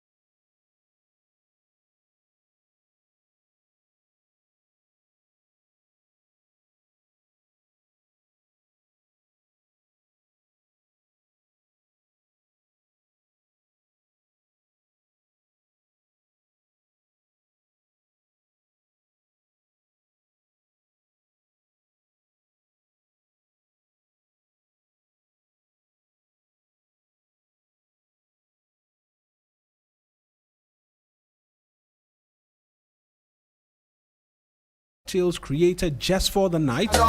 Saturday, 14th February, Valentine's Day dinner and serenade. Indulge in a romantic buffet, enjoy live band performances, and receive complimentary chocolates for couples starting from 6 p.m. On Sunday, lunch buffet with live band from 12:30 p.m. featuring a wide selection of delicious local dishes. Later in the evening, unwind with classics by the pool, where guests get to watch classic Ghanaian movies under the stars from 6:30 p.m. Absolutely free, with snacks and drinks available for purchase. This Valentine weekend, celebrate love, music, food, and unforgettable memories all in one place. The Accra City Hotel is located on the Barnes Road, directly opposite the Octagon. Now, to make reservations, call 0577 600 444 or 0302 633 863. Accra City Hotel, where love takes the center stage.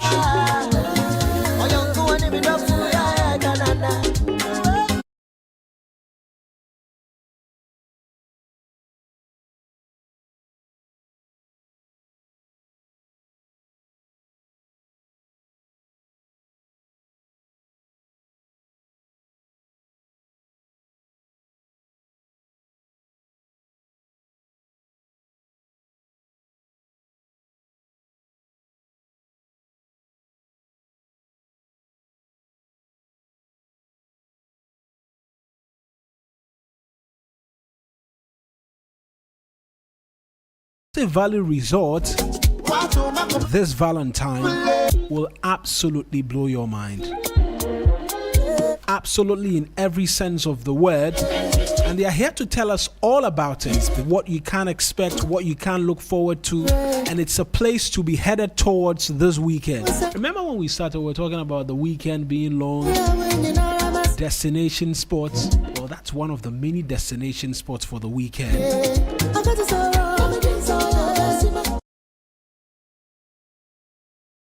Studio by Lawrence Nelson Cheo Drew, e-commerce officer, Afariwa Dankwa sales executive, and an extra reason why you should be at the Peduase Valley Resorts this weekend, Lexi the comic. Gentlemen and lady, good morning to you. I trust that we're all well. Good morning. It's you I'm looking it's your good morning I'm looking forward to the most. Yeah, I mean, why is the lady in the corner? She should be front and center in terms of the conversations you have. She saw Jesus standing, but they lie. They saw Jesus standing at the corner and they decided to push. They decided to push her. You can come. It's not too late. Let's sandwich you. Let's sandwich the lady. Oh, okay. Peduase. I'm the valley. Anyways, I mean, why should we be headed towards Peduase from today all throughout the weekend for this very special Valentine's? Let me start with you. So, you know the most famous love story, Romeo and Juliet, that was by Shakespeare. He wrote Othello, he wrote A Midsummer's Night's Dream. They're all love novels. People don't know. He wrote it in Peduase. And absolutely. Yes. Absolutely. And that is why we are brewing love in the valley. You know, we always provide an avenue for people to celebrate. Peduase, we are known for that. But, you know, this time is for your lover. We are creating it for couples. We're making it very special this time because you don't have to stay at home when you can just drive up the mountain. A very therapeutic drive up the mountain into the valley of enjoyment. Nice ambience, very chill weather, great music, and a powerful comedic performance from the legendary Lexi the comic. It's a $1 million question actually that you're open there. But Lexi, what kind of experience, right? Because Lawrence has given us a fair sense of what we're to look forward to. But from your perspective, what kind of experience can persons who are seeking to come in enjoy the therapy and all of that can look forward to? My job is one and only one, is to make people laugh. And that I can guarantee you, because by the time you leave there, you would say that it was worth every penny you spent on that night. I don't know. I don't want to spell out a lot of things because I'm well prepped for the night. We are doing almost an hour on stage, back-to-back humor. And it's not just stand-up comedy. I'll be doing a bit of crowd work, engage the audience, and also create a different vibe this time around. Because those of my fans, I mean, who come for National Theatre events and all, they see a different face of me. But this time around, coming to a serene environment, you are really close to nature, and the place is welcome. There is a big pool, there is good food, like everything there adds up to the whole experience. So just come and experience Lexi in a different environment altogether. Absolutely. Imagine yourself in between huge mountains, and you are in between. And the valley. You say you are the valley. You walk through the valley. Fear no evil, because Lexi is. Afara, who should be thinking of coming, right? So we've themed it Valentine, but maybe, like my colleagues have been laughing at me every time, I'm as straight and single as a broomstick. We can change that. Join us this weekend. I'll reserve a table for you and I. Don't worry. Oh, that's an invitation to trade, huh? Yes, so you are not single anymore. I'm not anymore. But who should be looking forward to becoming this evening? So mostly when we say Valentine, we are looking at lovers, but then it's not also limited to just lovers only. So if you are a newly married couple, you are boyfriend, girlfriend, fiancé, and also if there is this particular lady you've been spotting for some time now, I think this is the time you have to gather the courage and invite her to Peduase Valley. Sweep her off her feet. I can tell you that she'll even say yes on the spot. Before people leave Peduase, you've received your answer. So Val's Day, look nowhere else, is Peduase, and we the girls who we love our Galentine. Look nowhere else. Book the table for your friends. It's also the time to bond. Come along with your best friends, your close people. Come and enjoy the night. Comedy, live band, a whole lot of activities. And you are not leaving there just like that. We have a wonderful gift for you. Yes. There's a gift packs as well. Of course. I mean, it's a time to show love. So, if not now, when? For us to show you love. Right. So, I mean, she's mentioned the gift. I was going to come to what will be the highlights, but you've mentioned gift. In terms of menu style, entertainment flow, the surprise is the gift, right? Yes. So, what we are used to in our typical Ghanaian home is to offer water when someone visits you. We're taking it a notch higher. We're actually offering you a glass of bubbly on arrival. Ooh. Take that quench test. Then we welcome you to a very beautiful ambience.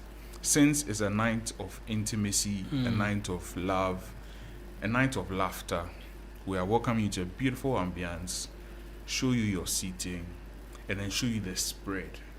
What do you enjoy? Local, continental, from starters to desserts.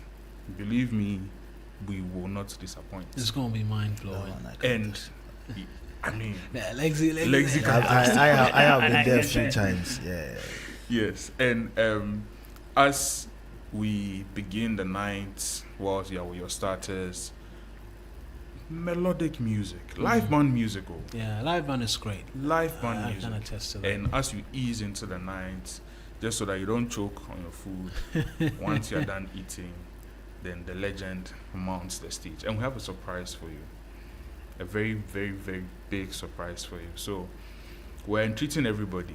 Don't make this Val's Day ordinary, because it shouldn't be ordinary when you know Peduase Valley Resort. We're the ministers of enjoyment. Absolutely. And we bring you this opportunity to make this Val's Day very, very special. This surprise, I have a feeling it will be like some surprise artist in addition to all of that live band, which could blow, like somebody that will make the entire atmosphere something else. Yes. So the kind of surprise that you receive the surprise and you're like, wait. So is this really so Lexi wasn't the surprise? Yeah. Yes. That kind of surprise. Right. About bookings, right? So somebody's listening to us and says, I want to take Afara's advice. This girl I'm eyeing. What do I do? Do I need to book? What do I need to do? Walk us through that as well. So we will advise that you make a reservation in as much as you could also walk in. So for reservations, you can contact us on 054 012 5555 or 054 012 5554. So let me take the numbers again. Right. 054 012 5555 or 054 012 5554. You could also reach out on all our social media handles. Very active on those platforms. Very as well. active. Lawrence will personally respond, take your order, reserve the table at a perfect spot for you. And also, before I forget, when you are coming, come with a special note for that loved one. We would give you the audience to read it out to the person. We want your partner to feel loved before you leave. So like grand affirmation before the world. Yes. Oh, and yes. If you have a special proposal planned, I mean, this is the best time. So you could actually reach out and Lexi could do something specially, and then the person will be seated. Then you pop out. You are from giving somewhere. out all the secrets. Oh my goodness! I'm so excited even as I'm seated here, and I'm picturing the things in my head. And so why are you single? Oh, since you are picturing.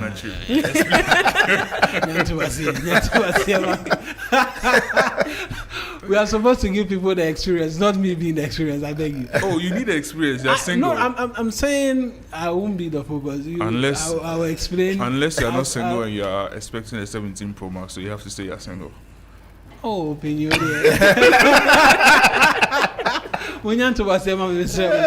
So those are the numbers, and on social media as well. Social media. I mean, right. So we're looking forward to it tomorrow. Yes. So it's a dinner that starts from 6 p.m. up until 10 p.m. And when you're having fun, you don't realize that time goes by. So come, drown yourself in the moment. Give us the opportunity to make you enjoy Val's Day. And just like Afara mentioned, reach out to us, call our numbers 0540. Make that reservation quickly. Yes, we are actually encouraging reservations because Pediasty is Pediasty. Yes. You gonna love it. Yes. So the numbers again are 0540 125 555 and 0540 125 554. And you can reach out to us on all our social media platforms. It's Pediasty Valley Resort across TikTok, Facebook, Instagram, LinkedIn as well, if you're corporate and you want to. Yes. So reach out to us and we will definitely give you the best of time as we brew love in the valley. Absolutely. Lawrence, Lexi, Afarawa, thank you very much. We'll keep the numbers running, have a lot more people come through as well. Let's make reservations because it promises to be mind-blowing, and I'm very excited about it. I appreciate you guys coming. We're going to channel the individuals to come through to Pediasty from the weekend. Thank you, guys. Thank you so much. My heart jumped like a cat.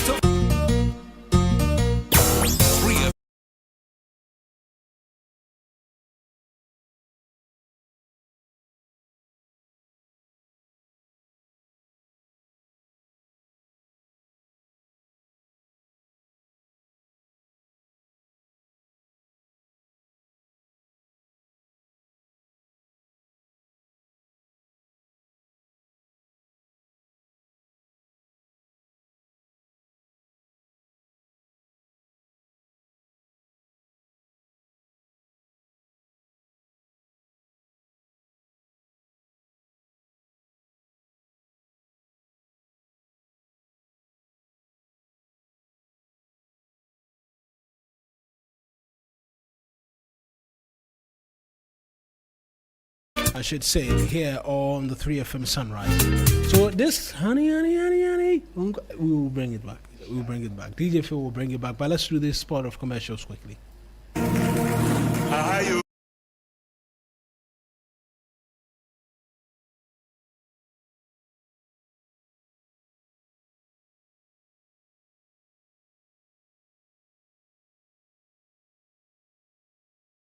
The Electoral Commission has reiterated its commitment to organizing free and fair elections this December. How's your week treating you?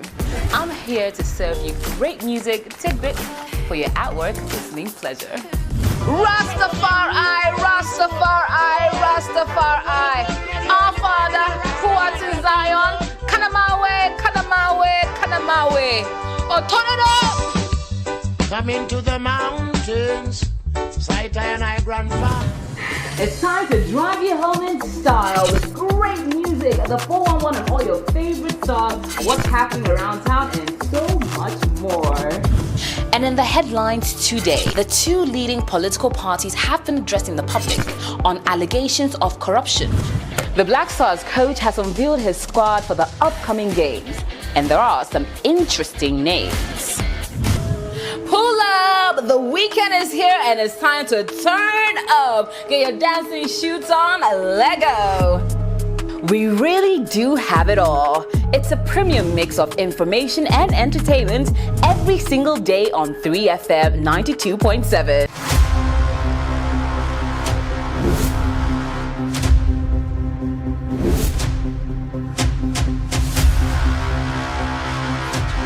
In the silence, something was growing. The journey continues. The calm before the storm.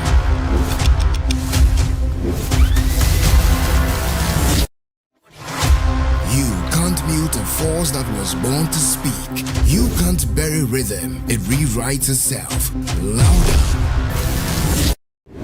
Every signal lost finds its way back to the source. This is not a comeback, it's a recalibration. This is the takeover. This is Trigmatic on 3FM Drive. Driving you home with good vibes, good conversations, and the freshest hits. Hop in, take a ride. Trigmatic on 3FM Drive. 3FM, your urban lifestyle radio.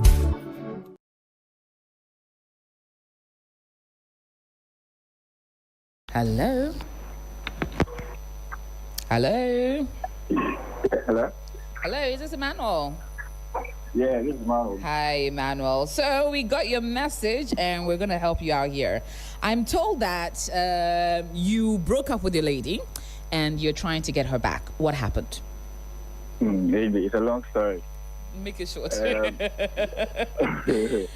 a long story, and I wish you guys can help me today. Okay. So there's this girl called Regina that I was dating. Okay. But unfortunately for me, as a man, one day you cheat. So one day you cheat. Hey. So I cheated, and she called me in the action. She called you with one person? Fact, yes. Were there multiple people? I lied to her that it was one, but it wasn't one. So she eventually left. And ever since she left, I've been moving from this woman to another woman, and I've just realized that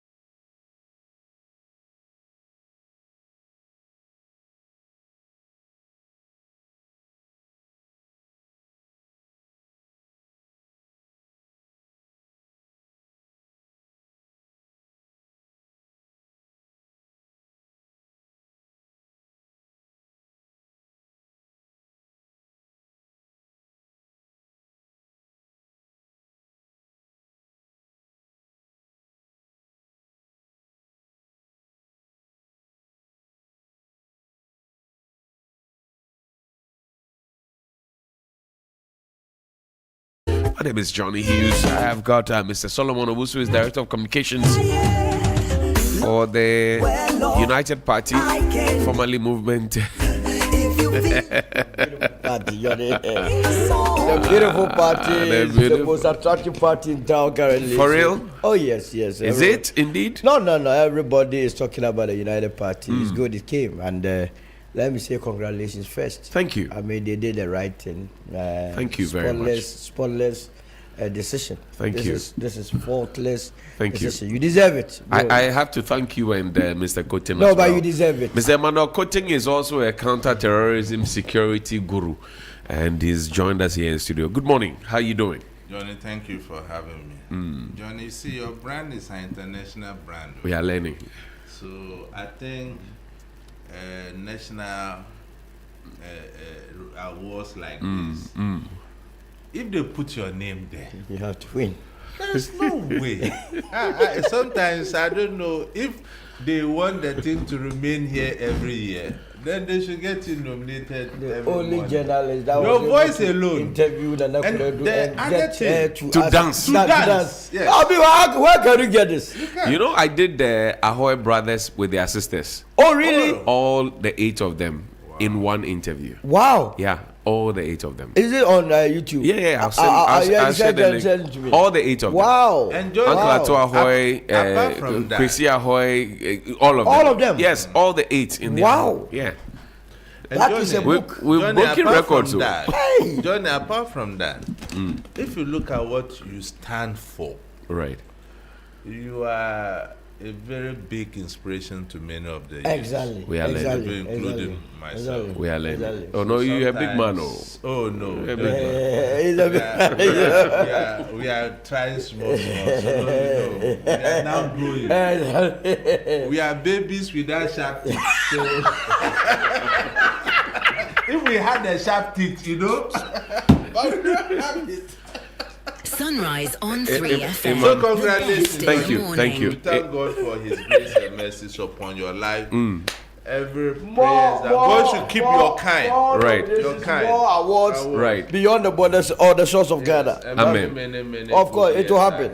Yes. It will We are happen. so proud to be associated with you, Johnny. Now I want to show you what I was telling you about Solo. Okay. So it's here.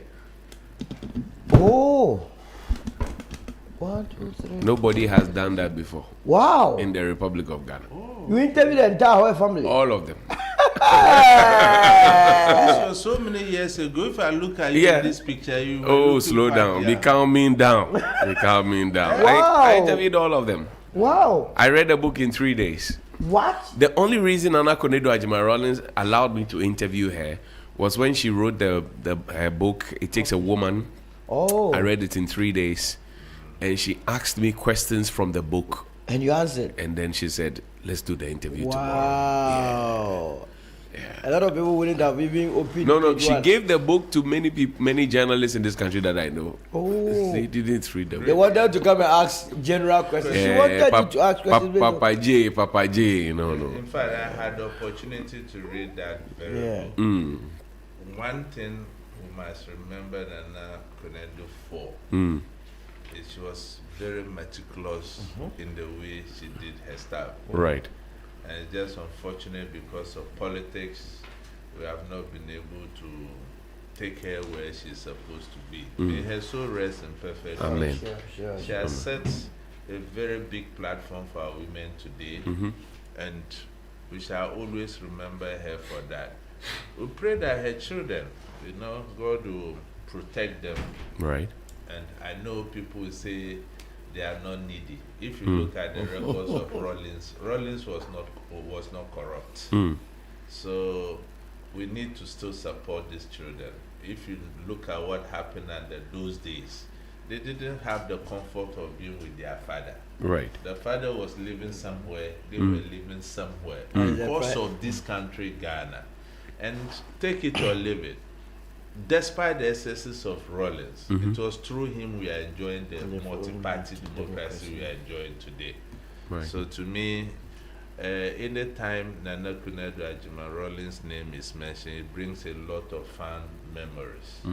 And I say kudos to any Ashanti woman, because if you look at Ashanti women, they are very industrious. Right. Some, let me. Do you know her name is actually Kunedu? Fight till the end. Kunedu, so that's Kunedu. Kunedu. We had and I mean, she was humble to a fault. I went to her home and she served me water in a glass herself. Oh. So the full name is Kunedu Neyadom. Kunedu, fight to the end and rescue the masses. Yadom. People don't know. No. People bet the name. She have even been the head of state. Well, she was a tough woman. She was a tough woman. So I tell you, if you have a Kunedu in your life, you don't have a problem. So do you have love? Has an what sort of love are you talking about? Tomorrow is Valentine's Day. Do you have love? Oh, me. my MPs there, Madam Professor. Prime Minister is there. Prime Minister is there, so you can't complain. Yes, sir. Yes. I hear the AIDS Commission is sharing condoms today. Yesterday they were here. They sharing for people. They gave Curry condoms. No, but you know what do they want people to do? We shouldn't be promoting promiscuity. But that is what we have turned the Vows Day to. Vows Day is not about that. So I think that you turn it into that exercise is wrong in the first place. If you give me a condom, if I don't even have any diabolical intention of doing something, you are putting in my mind that look, this day you are supposed to do something. You can use it for decoration. So decoration. Why are you going to decoration? No. Why? They want you people to go and sleep with the ladies. That's what they are saying. We should go and sleep with the ladies. Women must fight. Married women must fight. Wrong policy. They must do what? They must fight.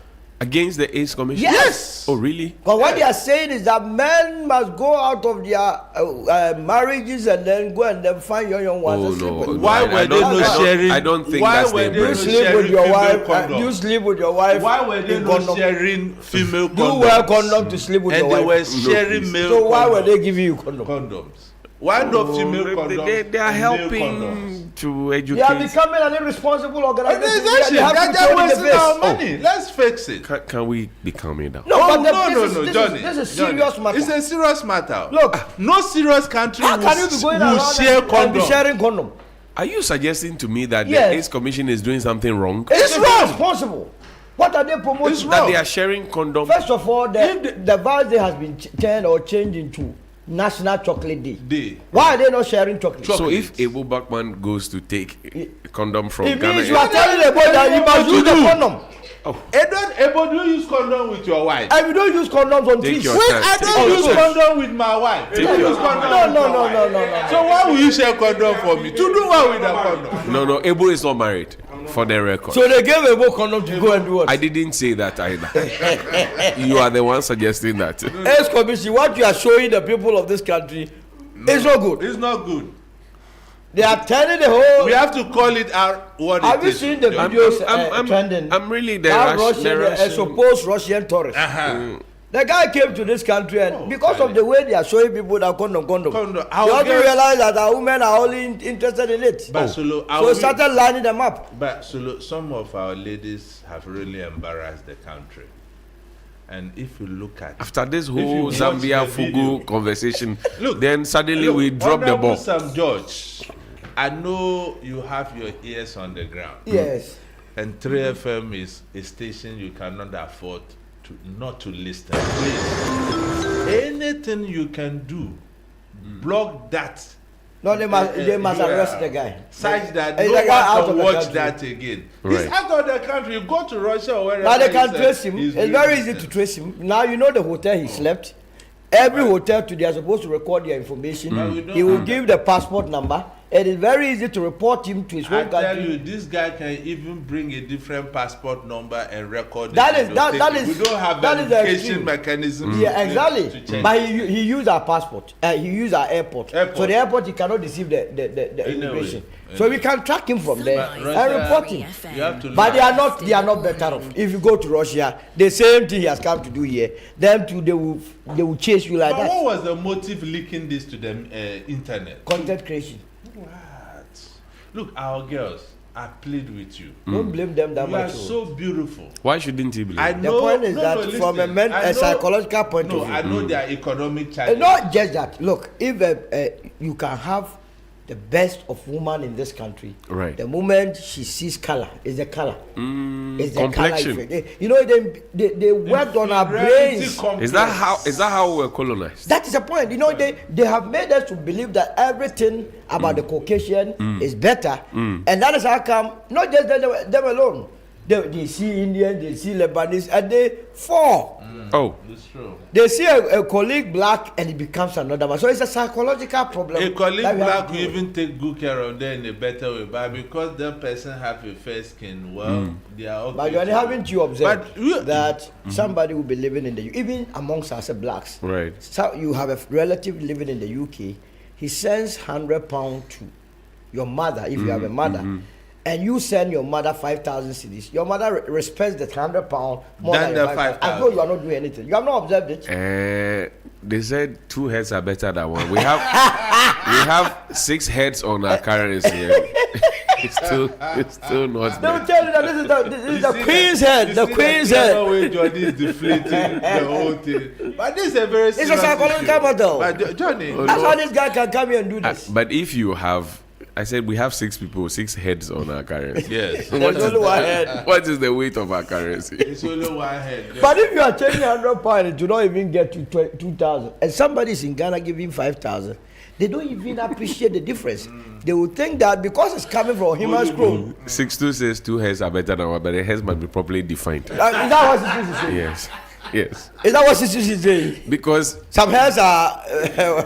But for a long time, there were 6 heads on our currency, and we were not seeing the one show. could even take the entire 6 heads.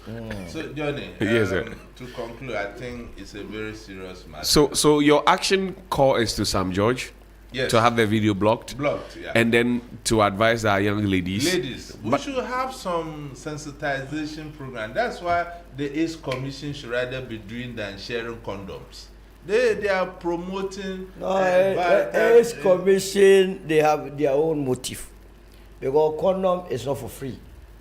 Have you observed? Okay. And I keep saying, anytime that condom sales drop, all of a sudden say, AIDS numbers are going up.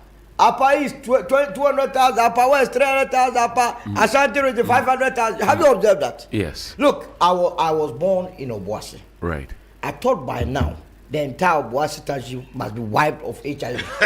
When I was young. Really? Because why? They said the whole place was HIV infested. So growing up, you dared not slim in Obuasi. They would say you are HIV. So that was how come this blood tonic, Madam Catherine and Co became so popular in Obuasi. Because everybody they were selling Madam Catherine in Obuasi. That was how it became popular. Because nobody wanted to slim. And that is how people started putting on weight. So this obesity and stuff is because of the view that when you were slimming, you had contracted HIV. Right. People started put on. They grew up to know that it was good and nice to be slim. Now they are hitting the gyms. Other than that, they were all slim. You understand? It is a business matter we are talking about here. Wow. Yeah, that is big bag, big a virus that started from San Francisco, all of a sudden it goes to South Africa. It says South Africans, it didn't spread in the United States. South Africa, all of a sudden, Sub-Saharan Africa, but you go to Europe, you have lived in Europe, you have lived in America. They are more reckless than Africans. Yeah. When it comes to, I mean, that's correct. So how come you find people doing everything indiscriminately, anyhow, anywhere? Metro stations, buses, they're everywhere. Once it happens, it happens. People are going to catch they're going down the tube underground. Something is forest. It's happening. We are going fishing. It's happening. Yeah, they say they are not HIV. Their privilege rate. So you say it's a certain mind construct. It's a business. I see. Let's talk about how you want to celebrate your Valentine's tomorrow. Tomorrow is Valentine's Day. Yes. Oh, me, I'll sleep. Honestly, I don't have any plans. You won't buy chocolates for your beloved? I have been buying chocolate for my wife for so long. It's okay. Oh. You eat and busy. For real? Oh, yes, we will cook and eat. Wow. It's good. Because I don't have to wait for Vaz Day to express my love to my wife. I didn't say that. But that's what they are telling us. That we should wait for a single day to do that. That's what they are saying. I see. Ima? Well, tomorrow... How do you want to celebrate this? I know you are a romantic man. Tomorrow, as I've always done with my wife, she has just put to bed. We normally do almsgiving on every Valentine Day. Right. So we'll do as we have always done, and probably in the evening we have a romantic dinner at home. I think birthday should be Which one is the romantic dinner? Giving and sharing, not the other way around. The East Commission's trying to promote it. And thankfully, we have turned it a chocolate day. Yes. So we should patronize our chocolates and share our chocolates more. Now that the government is saying that we have to process Sunrise on 3FM, the best in the morning. Add value to it and consume our own cocoa. I think it will benefit us more. Apart from the nutritional value our kids will get, it's going to bring us a lot of income. Right. So I think tomorrow every Ghanaian should make it a duty to patronize our chocolates. Right. And I know there are some young girls who have started processing chocolates on their own. Right. You can see their labels. I saw a lot of them yesterday when I was buying some. And I think that these young women should be identified and given help. Right. Okay. I think government policy on that is good, but we need to build the infrastructure. Sunrise on 3FM. Go to church as usual, St. Valentine, and then do my morning mass. Right. Nothing promiscuous at all on my part. It's about giving arms and just to put on record, the way people have hate Ghana AIDS Commission, you have to slow down. Their role is to curtail HIV/AIDS becoming. They should share condoms every day. But No, Ghana AIDS Commission has been doing that. They've been doing that. We didn't have problem about that. But when we have a program like Valentine's, your microphones are off. On behalf of Ghana AIDS Commission, I am even planning to go and sue them for what they have done. So you have always sued, but I don't see response. OSP, you have to go through the right information act and get OSP to respond to your letter. I'm still waiting on that. Otherwise, your letters is just wasting our time. Just wasting our time. I bet you see what about the soccer. Now, I saw your friend at the Court of Appeal when he was asked to refund some money to Sunrise on 3FM, the best in the morning. He said he's going to appeal to the Supreme Court. The law is the law. Ghana is interested. Now let's get into Parliament. Yes. The new chamber. Yes. What do you think about it? In fact, Johnny, let me say very good morning to you and to our cherished listeners as always. Right. We really appreciate them. Because of them, as always, Solo, we have the strength to wake up and come here. In fact, we have to prioritize our development agenda. If you look at the Western countries, look at Britain, the United States of America. Right. They have held their chambers for a very long time. I don't see anything wrong with the chamber we have. Some of us are even proposing that the number of MPs we have are one too many for a country like Ghana. So given the economic dynamics of the country today, where the ordinary citizen is not having life easy, right? What is the real need of a new chamber, Johnny? We have to get our priorities right. Would the new chamber translate into the work our parliamentarians are already doing? And I say this because give them comfort. What comfort? Let them think for you and put together draft laws that will help the country have very conversant conversations. Have you seen why politics has become monetized in this country? No, because I have not seen it. Supposed comfort, where you are a teacher, you go to represent your people, you come to Parliament. Sunrise on 3FM, the best in the morning. You go back to your community, and everybody say, "Hey, And yet teacher Kofini, no, or two bicycles, they say, or the V8.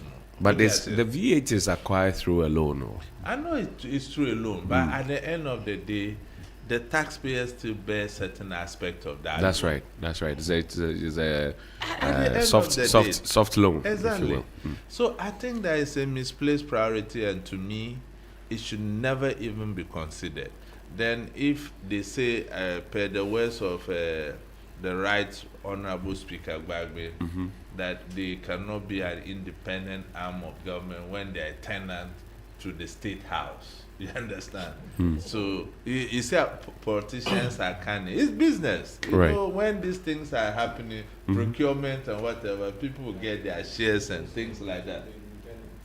You know. Meanwhile, you have been tenant since 1992, over how many years now? Nothing has happened. Has the tenant complained that he's sacking you? That you feel that if you don't get your own place, maybe the tenant one day will give you notice that I'm evicting you. No. Then the judiciary too will say that, well, they've lived in that thing for a long time, pre-colonial days, and it's not fit for purpose for them now. They knew a new distance. As a country, we should not prioritize certain infrastructure at the expense of the basic things. Are we not moving into the realm of, for example, if you watch Professor H. Kwesi Prempe's Constitutional Review Committee, and the fact that we need to move away from the President of the Republic picking 50% of his ministers, so then that gives them the impetus to make such demands at this point? Look, Johnny, I'm not sure that amendment will fly in the face of Parliament. Why don't you think so? Parliamentarians will not approve it. They are the people who approve it. They will not approve the it. The NDC has majority, overwhelming majority. If they don't, they would have failed the people. It's not the issue of the NDC. The NDC are also very mindful. That old-time thing has favored both parties. And if you look at many advanced democracies, they still practice same. Apart from those democracies that are practicing the federal system, we are not practicing. But this is the second time the NDC is embarking on their constitutional review. Professor Fiajo and then now H. Kwesi Prempe, the same NDC. To what effect did it come to Johnny? Because we did not apply what we wasted everybody's money and time to go and do. Johnny, you see, it's the same NDC. There's some retrospection as a country we need to do, Johnny. Look at it this way. It takes a lot of resources, time and energy to promulgate laws. You see that when Atufosin did his press conference yesterday, they are putting a bill before Parliament to restructure the Cocoa Board, right? So the people who made, they amended the Cocoa Board Act not quite long ago. You remember? So we have to begin to ask ourselves, what went into the thinking about what we had? And less than 10 years later, we are going back to the same chamber to waste taxpayers' resources, time, and energy to promulgate another law. You see? So if you look at this country, we are not intentional. All we think about is what solve our problem today. We don't think the long term. And I think these are some of the things we have to do. And institutions. Let's get most of our institutions that are supposed to safeguard some of these things independent. Side that their tenure of office are not tied to change of government. And I mentioned a lot yesterday, and for the benefit of our listeners, look, NCC, look at how defined NCC is. And because you don't give them money. Yes, because they know the role the NCC is supposed to play is to get the citizenry educated. Is that not it? If you are educated about your rights, won't you exert it? So the politicians will intentionally defund it. Look at our security agencies. NACOP yesterday came out with a beautiful project that they want to start licensing this cannabis for medical use. Very fantastic project. But look at the implementation gaps. A lot. So we should, because of things like this, we must come together as a country and do or take steps legal-wise to make sure that these institutions are immune for political influence. Our educational institutions, for instance, look at the chaskele we have played with our educational institutions over the period. Some will do SS 3 years, others will do 4 years at the point free senior high school. And we prioritize quantity over quality. See where we are today. Look at the last results we got, and it became politics. People say, oh, under this government, the children didn't do well. How did we get to this level, Johnny? And I think as a country, we have to be very, very intentional. I think the politics more or less is dividing us. And Cocoa Board will come to that. It's primarily suffering because of politics. And the chamber, Right Honorable Speaker Gbagbe, I want to respectfully request that no, that request is misplaced, because you've done so well, everybody respect you, but I think this one, dear Ghanaians, we should not go there. Papa John, Solo, what do you think? Should we go there? Oh, we don't have to go. We don't even have to think of it. Even if Alan Chamanti becomes president? No, yeah. Because you see, the point is the world is moving into a technological world. I mean, we are already there. We are not there. We still have papers in the pigeonholes of the MPs. It was struck. Parliament wasn't sitting. They were doing Zoom. Right. So instead of calling for brick and mortar structures, you must be investing more in technology. The institution of Parliament is crucial. Yeah, but they can be working for it. I believe that we must get to a time that to even eliminate all these buying of land cruisers here and there, you are MP, you are working from your constituency. Well, when they go to Parliament, what do? The debate. Can they do the debate online? They can do it. It's not something that's difficult. Apart from fraternizing, the debate could be held online. Now you have smart offices. People agenda is it job 600? Job 600. You understand? But so what would we use the job 600 for? The only buildings we must be investing in this country is residential accommodation. Residential accommodation. People must have a place to sleep. So you didn't support the demolition of the judges' residences? Hey! That one it will continue to hunt Nana Akufo-Addo. Take your time. I didn't mention anybody. But he's the one that demolished it. No, he didn't. He did it. He doesn't drive. Don't cool the fire. He doesn't. He did it. He doesn't. Nana Akufo-Addo demolished. He doesn't operate an excavator. He ordered it. He the commander in chief. He ordered it. He demolished it. Whilst he was having a place of abode, the judges were struggling to get a place to sleep. But we gave them an alternative accommodation. No, he didn't. You packed them like sardines in a place and then left them. That one, you understand? So I believe that. What do you have against the president giving prime land to God? God himself will punish him for using his name, abusing his name. No, you are not being fair. You think God will be happy? The best. When God entered the temple and they were gambling, God deserved the best. When Cain and Abel were asked to present their sacrifices, which one did God choose? He chose the best. When God entered the temple and they were gambling, he chased them. Nana Akufo-Addo was gambling with God, so he has to chase him out. How can you say you are building cathedral when you know you were lying? Oh, please. Is it not a hole that is there? You didn't support him. I would never support. How much did you contribute? They say citizens should contribute. I would have bought beer with that contribution. I'll tell you. But you don't drink beer. Can we move on? You don't drink beer. That's why if I knew how to drink beer, I would buy beer with that money. Because he was lying to you. To support God's project. That's blasphemy. Speak up. What you see, that is where in this country people use the name of God to confuse everyone. NPP and going for internal elections, presidential elections. Then, when it is obvious that Bawumia will win, you still have people who call themselves prophets come out and say this one will win, and they believe him. Oh, but you didn't see what God showed him.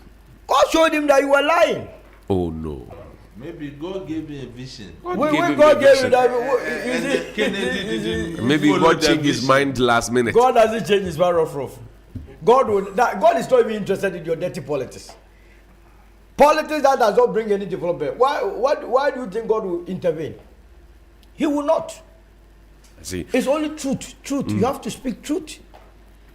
That's what will save us. So we don't need a new chamber. No, the speaker must not be thinking of it. He must be thinking how you improve. Now, he himself said that they are going to pilot, what do you call it, electronic voting. Right. Why do you think he's saying that? Because he believes it takes a longer time to collate all these results, year. So he's moving towards technology. Now, I want you to think about this technically. Yes. If, for example, in Parliament, what they call division, yes, and people have to now exit from the chamber, yes, and now walk in and they be counted. How do they do that on Zoom?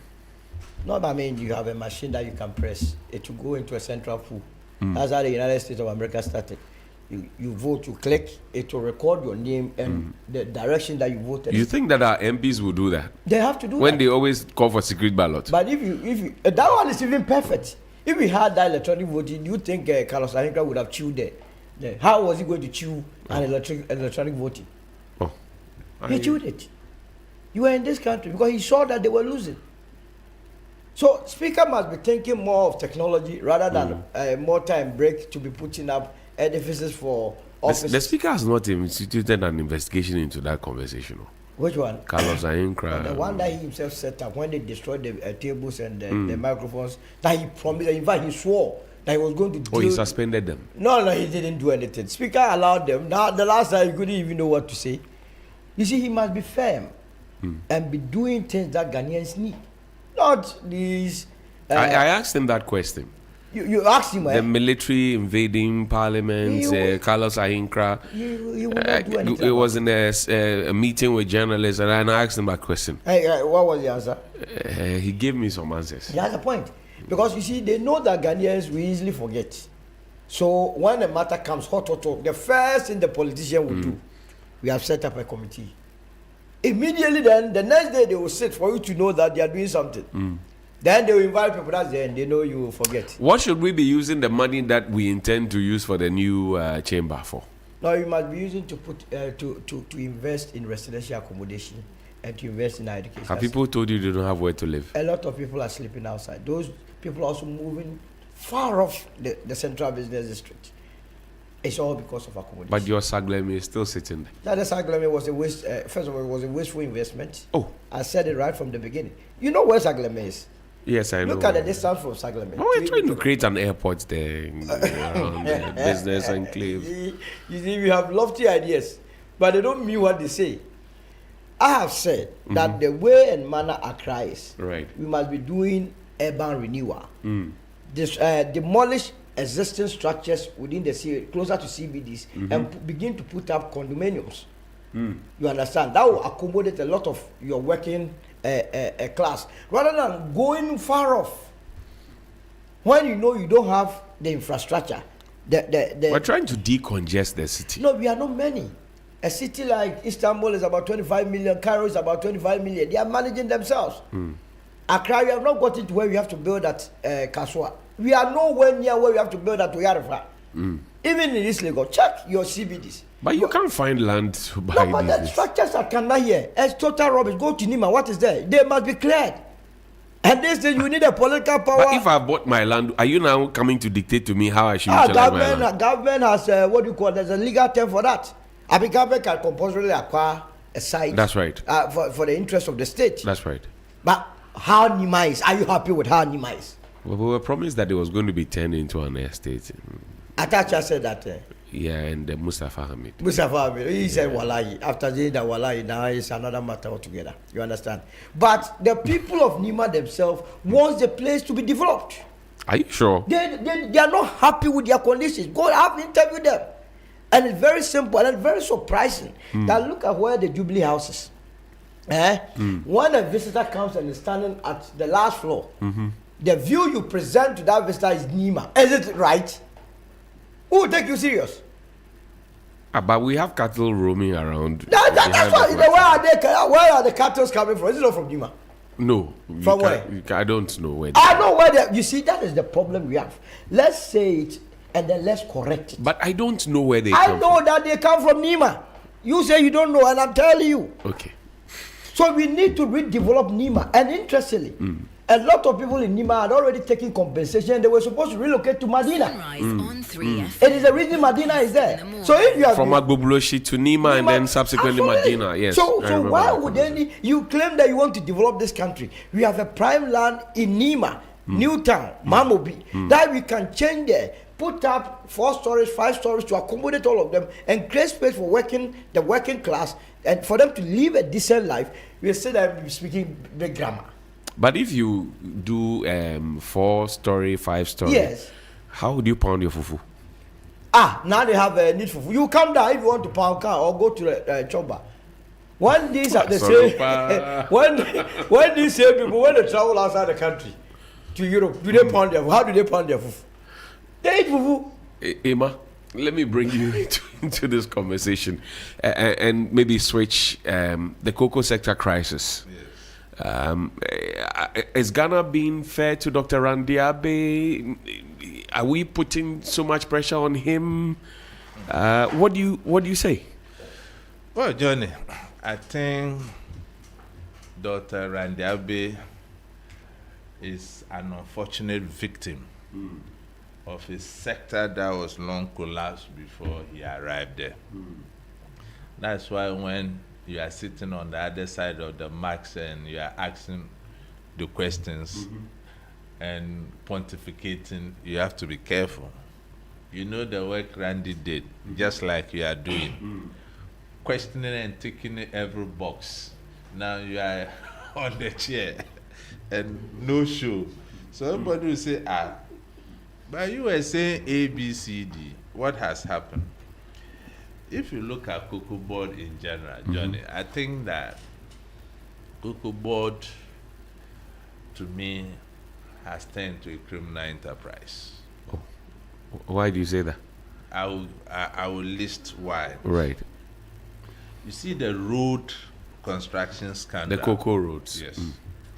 That is the core Sunrise cancer on 3 of, FM, Cocoa the best Board. in the morning. You see, between 2014 and 2024, Cocoa Board awarded road contracts worth 26.5 billion cedis. But we at some point paused and said we're doing an audit. So you remember? Yes. But nothing came out of it. But look at it. Between 2018 and 2021 alone, 21.5 billion Ghana cedis 2018 and 2021 was signed. That is incredible. Very, very incredible.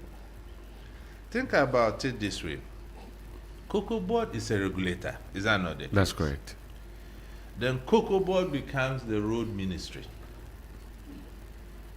Think about it that way, Johnny. But they work together, don't they?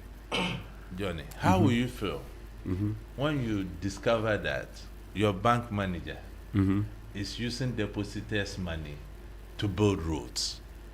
What do you think that will lead to? Or you take it this way. Let me give you a real life example. Okay. You are into taxi business, right? Your job is to buy cars, fuel the cars, and pay the drivers. Is that not it, Johnny? Then you decide that the drivers need good roads, and you churn the money into the construction of roads. Right. At the end of the day, what will happen, Solo? You will not get money to even maintain the cars, buy fuel, let alone Sunrise on to 3 pay the FM, drivers. the best Are in you the not morning. heading to a Not cutting Dr. Randiabe some slack. He came to meet an issue. Look, I hear Mr. Fifi Boafo talking, suddenly behaving as if he didn't pretend over anything, and he wants to heap all the problems on Dr. Randiabe. Are we being fair to him? That's why I say he's a very unfortunate victim of the whole situation. He's a victim. I feel so sorry for him. No one forced him to accept the position. He knew the dangers that were in there. And he had the privilege sitting where you are. Right. And he knew many of the challenges of Cocoa Board.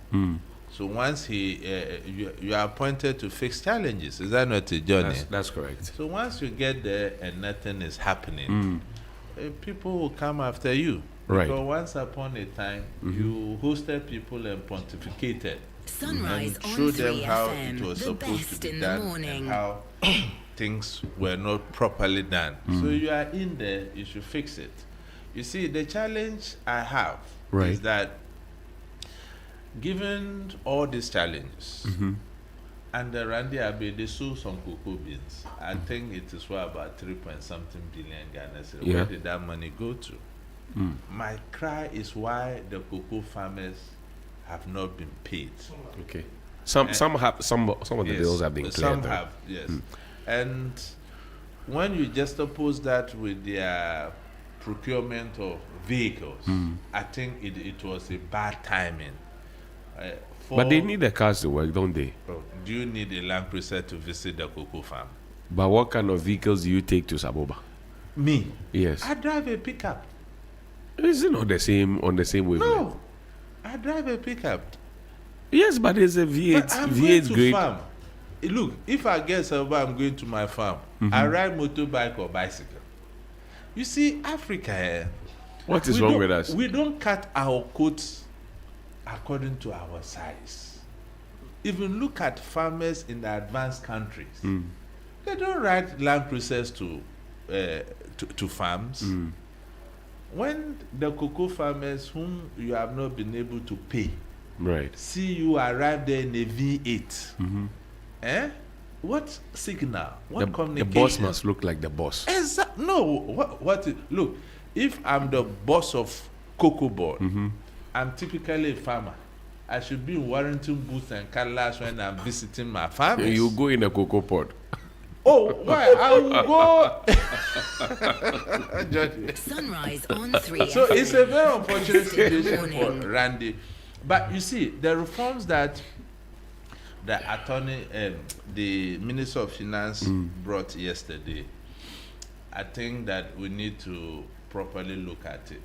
Right. Especially when forensic investigation came in, and the Attorney General is supposed to take that, and they only limited it to the last 8 years.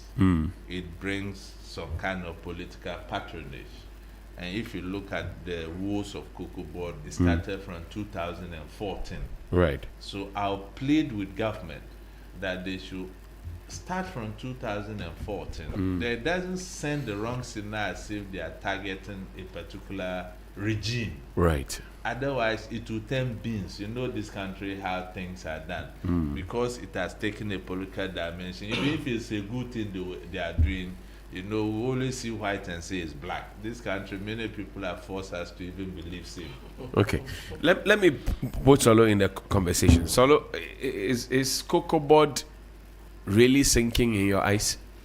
Oh, yes, but I think I was reassured yesterday by the press conference. You see, it is because of the way and manner we do our politics. Other than that, technically you must be giving Randy Abe some thumbs up for what he has done. Did he overtalk? He didn't. He needed to speak.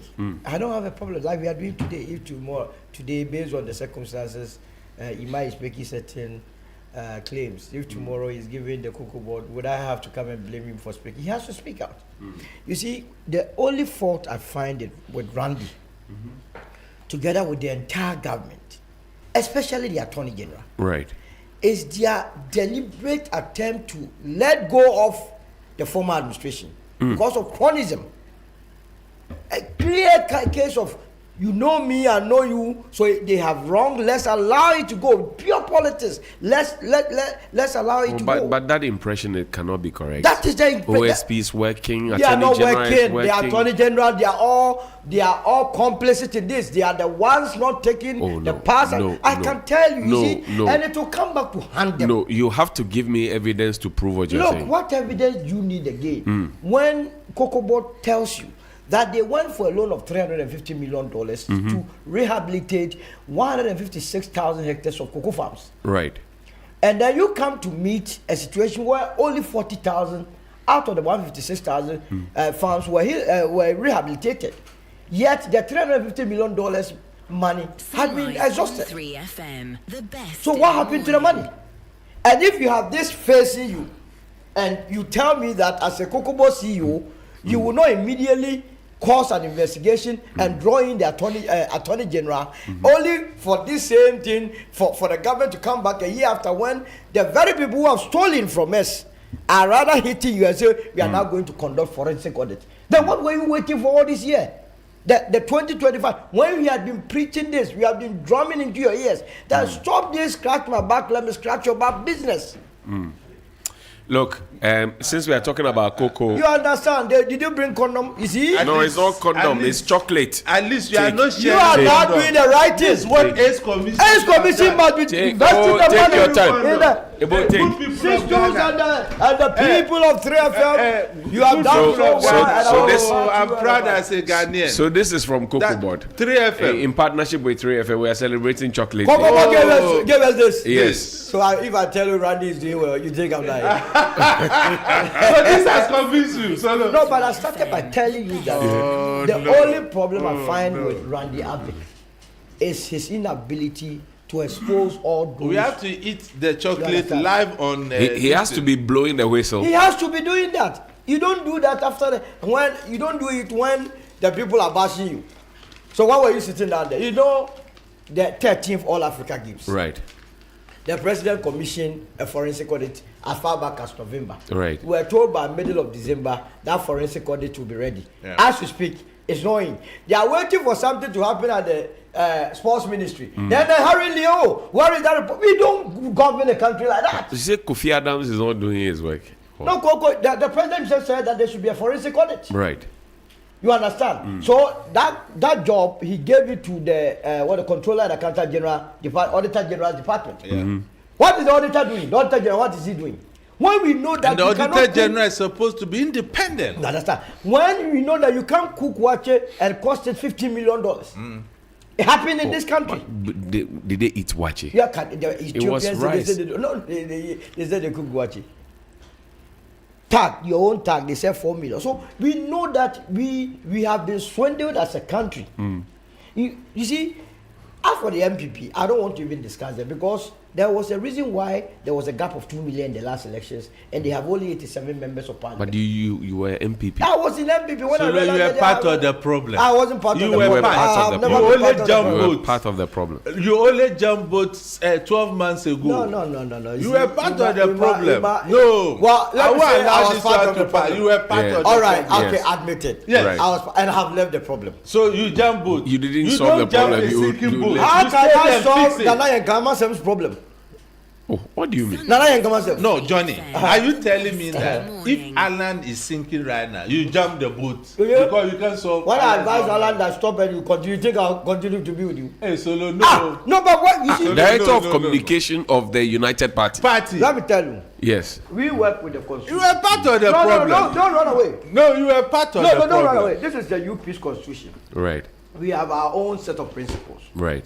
And I see that. When did you propagate this constitution? When was no, allow him. We won't just want to make it's okay. You tell us about your constitution. When this constitution, we are all supposed to abide by this constitution, and I see consistently that national executive founders, let's say Mr. Alan Jemad, you are flouting it. Right. I keep reminding, writing memos here and there that though what you are doing is not good, and you are not going to accept. You think I'll continue to be with you? So look, can you provide evidence? It was the same thing that when you were in MPP, there were certain things that were done, you were not happy, and you wrote letters, and you were not given a listening ear. I want to see those evidence. Then I'll believe what you are saying. I will not even go far. Look, so that I'll believe what you are saying. Allow him. He's providing evidence for you now. Look, when you go to Kakwe South, I'm giving you this assignment. Right. You have asked. Yes. Go and ask them the number of times they were in court with me. Me myself. I know that. I went to court at a point. They were Gary Nimako. He was crying that you were a litigant. I said, look, this party, we have fought for the party to come to a certain stage. You are destroying because of your belly stomach politicians. And you think I should be with them? Was that why the MPP lost Okankwe South? Yes. It started from when Ahmed Atta came. Right. In fact, Akumia contested Vicky Bright. That's right. Vicky Bright. Because Vicky Bright contested Akumia said, hell no. How dare Vicky to contest he? We can imagine. Vicky brother was working with Tony Blair. Strong woman. And mind you, at the point I was a campaign manager. So if I'm telling you something, you have to understand what we are dealing with. So did you follow the party structures We to the followed letter the before party going to itself court? formed a committee and came to a conclusion that Ahmed Atta had forged his signatures, his certificate. The only certificate he had was a GIJ 2-week course. Oh, take your time. No, I'm telling you facts. These are. But Ahmed is a lawyer. No, Ahmed Atta is not a lawyer. Now I'm giving you. He knows Ahmed Atta. Ahmed Atta is not a lawyer. Oh, okay. I knew him. I see that Ahmed Atta you are I see him. Taylor at Carnation. How you know? That for your calculus out of. I knew him. He was assemblyman before. Assemblyman. He became the constituency chairman. Yes. But Vicky has not left. Why did you leave? The person. I'm supporting him. No, the person you were supporting, and as a result of which you left, has remained in the party. That is Vicky's own problem. That is not my problem. So you were defending somebody. What and the person has let me tell you. You are running let away. Me tell you. It means that you had your agenda. I don't know how Vicky thinks, and I don't want to think for her. I believed in her cause. I supported her. I believe that the party was not being run. In fact, when we decided, you know that election, they never allowed us to take part. In fact, they did an election without Vicky. Yes, I remember that. And created the impression. We went to see Nana Akufo-Addo one-on-one. Yeah, Manu, not that I wasn't there. Hey, are you about me? Amanu. Then what the man said, look, yeah, sometimes there are certain wayside. Oh, it wasn't good. It wasn't good. So, right from that meeting, if a lawyer, Pierre Danka, was here, he would tell you, I will ask him, he should tell you what I said as far back as 2014. Now, it was 2016. Right. Whether Nana Akufo-Addo will be able to, given the opportunity, rule this country well. I will leave that matter for Pierre Danka to say it in your. Immediately I left there, I called him and said, look, my brother, we will be I don't want to use the word on 3FM, if Nana Akufo-Addo should be the president. So right from whatever happened, I wasn't surprised. But Nana planned all his life to be president. He had never planned his life. It was just people giving fast. You what cannot. plan did he You put in cannot. place? No, you supported him. So he him. planned to come and dig a hole. No, you supported Nanado. I never. Why are you? As a party. Why are you now stepping aside from the man? Internal That's elections, what Emmanuel is talking about. Internal elections. I have never supported Nana Akufo-Addo's politics. I have never in my life. Oh. I have never in my life. Even when he was flag bearer. Look. Do you know what? You see, here is roadside. No, we are on air. It's not roadside. Because you see, because you Johnny, you are on the street. You know the street. Yeah, I know when the street. When you see a fake person, you see it right away. Oh no, that is too much. No, come in. No. We are discussing. Relax. A former president of the Republic of Ghana. People will not allow it. Solo, relax. To call such a put your words in your fake person, I think it's far-fetched. You see, the problem is far-fetched. You see, I will make the statement. I say, Johnny, yes, you are on the street. Yes. When you see a fake person, you see it. It doesn't mean Nana Akufo-Addo. Are you saying that if you are not a thief and they start shouting, "Oh, July," do you run? If you are not, no, why must you run if you are not a thief? So if you start running when you hear July, it means that. Yeah, you are a thief. Okay. You understand? Johnny, so I just want to respond. Just said the Kokomat have not discussed it. Okay. No, you come to it. Emmanuel Kuti, what is your problem? No, he wants to respond to something. But formally, the MPP says they are back on this platform. So if you want to now formally declare your intention, your position as an MPP man on this, then you do it, then you go. Johnny, this business of coming as a security and we don't solve problems here. Is it not your friend? He's my bosom friend. But we are on air. We are doing politicking. I'm representing the United Party. He must declare his interest in which political party. Do you have something against him as a security expert? Now on this, I have something against him. What do you have against him? What I have against him is that if he's here, as a security expert, he must be discussing security matters. Is Koko a security matter here? Yes. National security. We are not the security. You are also security. Farmers cannot feed because they are not feeding them. This is not a security matter. Emmanuel we have different forms of security. Emmanuel Kuti, you know, Johnny, you know what he has tried to do? The new patriotic party. Take another chocolate. Oh goodness! Take another chocolate. That's why I always come to trade. And then you keep quiet. That's why I always come to Johnny. And then you keep quiet. Johnny, you see Solo Solo have tried many times to get me to declare whether I'm MPP or I'm not MPP. Right. It's not the first time he's done this. He did it on TV. He did it the last time here. He's trying it here again. I want us to do some little academic exercise here because many people don't know I study economics. I was one of the best economics students in Bishop Herman. Right. If you ask my colleagues, they'll say Kutin. They used to call me Kutin Dead No. Okay. Kutin Dead No was how they used to call me. They don't see me studying, but when exams come, especially in economics, no one could, You see, Solo says the press conference yesterday gave him some reassurance. Right.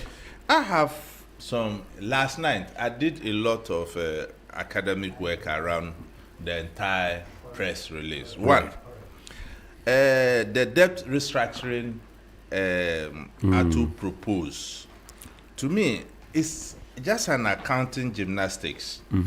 There are no rare reforms here. Right. Because you are moving dark chairs on the Titanic more or less. You understand? The debt doesn't disappear. They still remain.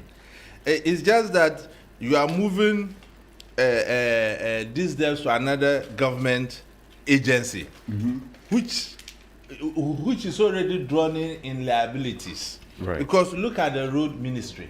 As it stands now, I'm coming. That's not a proper. I'm coming. Theory. I'm coming. The road ministry, are they able to So pay allow him contractors? to make his. But we will not allow The him road to- ministry, are they able to pay contractors? Now you are taking COCOBOD liabilities and moving the COCOBOD liabilities to the road ministry. How are they going to handle that? I'm coming. Now, the financing model. You see, But you just said the cocoa. when you replace, You just said Cocoa Board must not be engaging itself in a road business. So they are giving everything back to the road ministry. You have a problem there. I'm coming. I'm talking about the liabilities. But that is the same thing. If you are constructing, you are incurring liability. So are you saying Cocoa Board is never going to undertake any form of road contracts? That is what They it didn't means. come clear on that. That's what it means. No. If you read the presser the finance minister brought, it was not clear. You continue so that I can have my time. All right. So now, Johnny, if you look at the new funding model, right, replacing syndicated loans with domestic cocoa bonds. Look at Johnny. Right. This is potentially dangerous for our country. My goodness, Ima. Yes, I'm coming. I can't believe this. Ghana's domestic bond market is already stressed. Is it not the case? Ima. It's already stressed. Is it not the case, Solomon? It is not the case. Is our domestic bond market not already stressed? Ima, I can't believe what you are doing this morning. Oh no, come you on. go on. You go on. So look at it this way. So you have a problem with the domestic. You are asking Ghanaian pension funds and the banks to finance our cocoa purchases. You understand? When they are already overexposed to government debt, go and look at the level of government debts in our domestic. So where are we heading now? That is why I'm raising these critical risk questions, because the president yesterday didn't actually go into details how they are going to mitigate such risks on our domestic bond market. We don't want another situation where Ken Ofori-Atta created when our pensioners could not even draw their funds. Now, the producer price adjustment, look at it this way, Johnny. The immediate price cut is painful, but to me, they are honest with the Ghanaian people.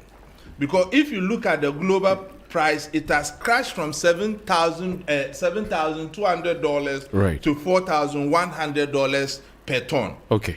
But here is the problem. Farmers already suffered from the forward sales disasters. Is that not it? Okay. Now they are asking farmers to take another haircut. On 3FM, How the is best that in the feasible? morning. Our farmers, you are asking them to take another haircut. Now, Johnny, the 70-30% is good. How is COCOBOD going to manage its operations with the 30%. Okay. Let's be realistic. We have to wrap up. Today's World Radio Day. We'll have to truncate this conversation. The local processing mandate. I wanted to calm down. No. Where's our capacity? Already we are processing 30% too. Economics lecturer. We want to end the class. No problem. No, 2 minutes for you. 2 minutes. Yes. Where's the infrastructure? 2 minutes. They were the problems of Cocoa Board. You are going to resuscitate the very problem that collapsed. Emmanuel, are you agreeing that you are now MPP? Oh, he's an MPP man. Because when Ebo said you collapsed CPC, but he's an MPP man.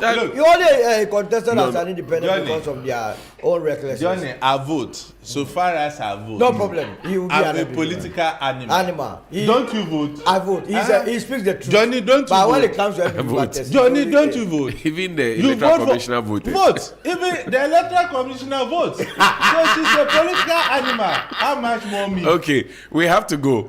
Yes. First off. Yes. Quickly. So today is World Radio Day. We'll take your messages for World Radio Day. Oh, okay. And I'll bring a bow in for 30 seconds radio endorsement. What the did yesterday is the best panacea to our problems in the portfolio. First of all, we are said in our GTP. Johnny, you can read the first one only. And this one came into the transformational plan. Abolish the existing cocoa external loan syndication arrangements for the purchase of cocoa and issue domestic securities dominated in local currency for cocoa purchases. That one deepen private sector participation in the cocoa sector by offloading part of the shares of cocoa board on the bank, Ghana Stock Exchange and other. Oh, I see. Interesting. So this one, you know, we gave this government. So you are hopeful that you win the election so you can implement this? No, but giving them a copy. So what the finance minister proposed yesterday is directly coming from the GTP. They'll come to power 30-27. No problem. Even if it's 30-100, we know. They are just spoiling. What we are saying is that you cannot go and contract dollar loan and come and buy cocoa with city. That's the first point. Number two, Cocoa Board taking the liability of Cocoa Board and giving it to the road ministry is to free Cocoa Board's balance sheet. Okay. So that they can have a new lifeline. Okay. To be able to do already Cocoa Board is under the Ministry of Finance. They are not able to pay. Ebo, sit here for me quickly. Today's World Radio Day, gentlemen. What are you talking about? The policies are good. You've been. It's okay. It's okay. It's okay. Look, it's okay. I don't want another Ebo, today's World Radio Day. What do you have for us on radio? Could I get another chocolate? It depends. It depends. You gave me only one chocolate. I'll give you another one. And you gave Solomon two. Because it's okay. It's okay. World Radio Day. I mean, you guys are doing fantastic. Can you imagine the world without radio? Yeah. Just close your eyes and imagine that. So you become the mouth of the society. In fact, what you say is what people act on to survive. So people sit in a car. Johnny is saying something about the economy, about traffic in town, and people pick it from there, and they survive out of it. And so you guys are doing wonderful. And let me say that my respect for journalists is unparalleled because of the kind of things you do for the society. Yeah, because can you imagine, the blind cannot see, the deaf cannot hear. So the world without journalism or journalists, radio and television, is like living as a blind. We thank you very much. Solo, World Radio Day. What can we do without radio? Very good. It creates problems and gives happiness, joy. If the matter is I didn't get that part. It creates problems. Yes, I mean, and gives Rwanda, happiness. it was radio presenter that created that. 6-2. Did you create problems? It created problems in Rwanda. It created problems in other areas. In other times, we give joy. Journalists are also beaten. I want to use today's day to cause the government to begin to take issues of molestation of journalists very serious. Because journalists can never get it right all the time. But when they go wrong, the panacea is not to allow some military men to handle them. We must use it as a way of educating everyone. And to the journalists as well, the Jandam ones. Oh. We must be researching so that we have our facts right. Okay. And then you put it out there. We hear you. Ima, you have the final word on In this, fact, 30 seconds. Radio brings results. And because of radio, if anything happens here, people in my village will hear before I even hear. So I think it's one of the best things that has happened to us. But however, like my good friend said, we need to protect journalists. Right. I think there have been one too many instances journalists has been attacked. And we have to also sanitize the space, especially with the upcoming of the new generation of media, the social media I'm new talking media. about. And then you realize that anybody with access to mic, because social media go there and say things, we need to make sure that space is properly covered. Okay. Then we don't get another Rwanda. All right. But finally, to the people behind the mics, the producers, and the DJs and what have you, mostly they are the unsung heroes. Yeah. On a special day like this, we must all. Can you imagine having a lawyer as a producer? You can imagine. This a lawyer as a producer. 6-2, then you have Jerome, you have, and you have Corey, and the TV you have and DJ radio Phil. stations. They should look at the welfare of you guys. Very important. The welfare of you guys. Look, they make abnormal profits. The welfare, the welfare of the media men and women. Right. And also take care of we the panelists. Okay. We take you. I've given you chocolate today. I've given you water. CBG is here. Yes, we are celebrating radio. What radio day? Listen to the radio driving in your car.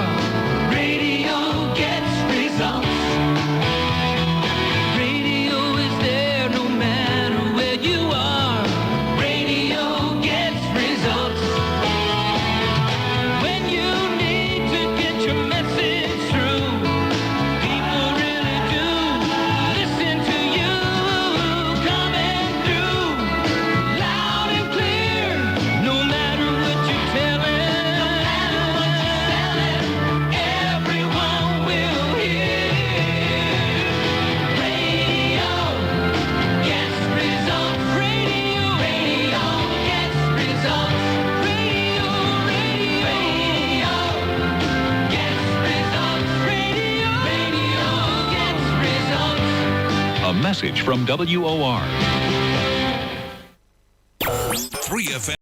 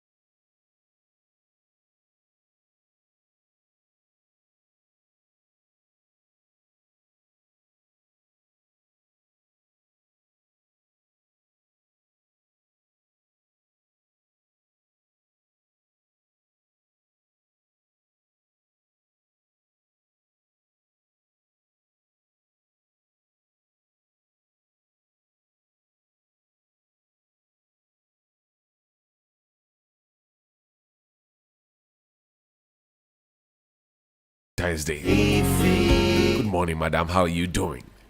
Good morning. Good I'm to. good. Hey, Charlie, you are not taking it easy on the red at all. Oh. Hey, Valentine's season. Yeah. Serious red. I see. This one it was bought from what? UK? Hey, madam. Small pressure. This is lovely. Thank you. We appreciate it. Caroline Mensah Nyako, Regional Manager, CBG. You're a big woman. Happy Valentine's Day to you. Same to you as well. I see. So CBG brought us chocolate to Chop Radio Day and also to celebrate Valentine's Day. Why are you concerned about us? Okay, so good morning once again to you and to your avid listeners. Right. I'm bringing you greetings from my MD, Dr. Naomi Kwete, and her two abled deputies, Madam Sheila Zuntaba and Madam Florence Ade. This morning we are here to celebrate with you World Radio Day. Fantastic. We know the impact of radio on our business, and we've enjoyed the collaboration so far. So we are just here to bring you a little something to say thank you and also to appreciate you. CBG, for those who have not decided to bank with you yet, when they come to you, what are the goodies they are expected to receive from you?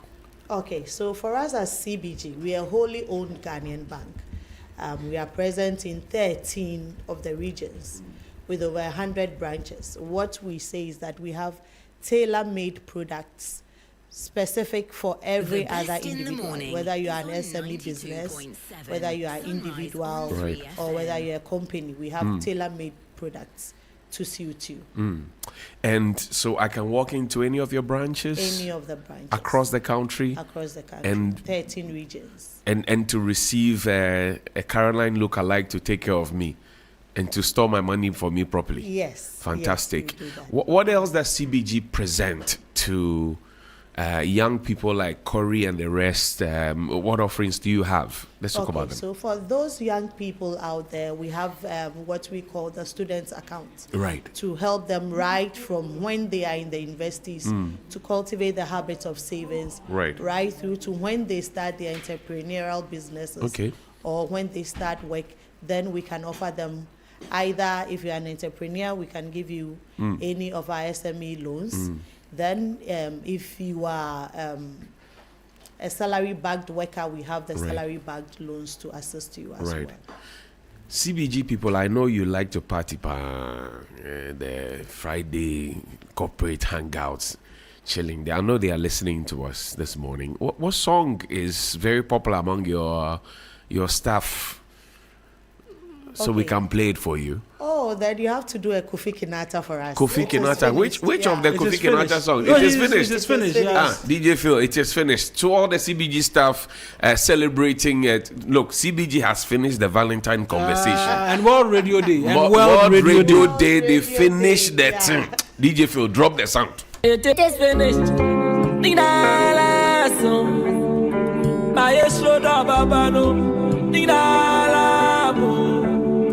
Mr. DJ, what would you be now? 3FM Sunrise. Yeah, they between him, that's one I'm in. Then you don't want you now. A daddy lumba bueno. A quadume, a nume. Every swan, I'm in. 3FM Sunrise. I mean, when you Papa, Master, Mama Samana Walkeyo. Now I drop it. Yamabuama, bounce on the machine. Osama, Upiaka de Jemabene. Mabuama, bounce on the machine. Osama, Upiaka de Jemabene. 3FM Sunrise. Sunrise on 3FM.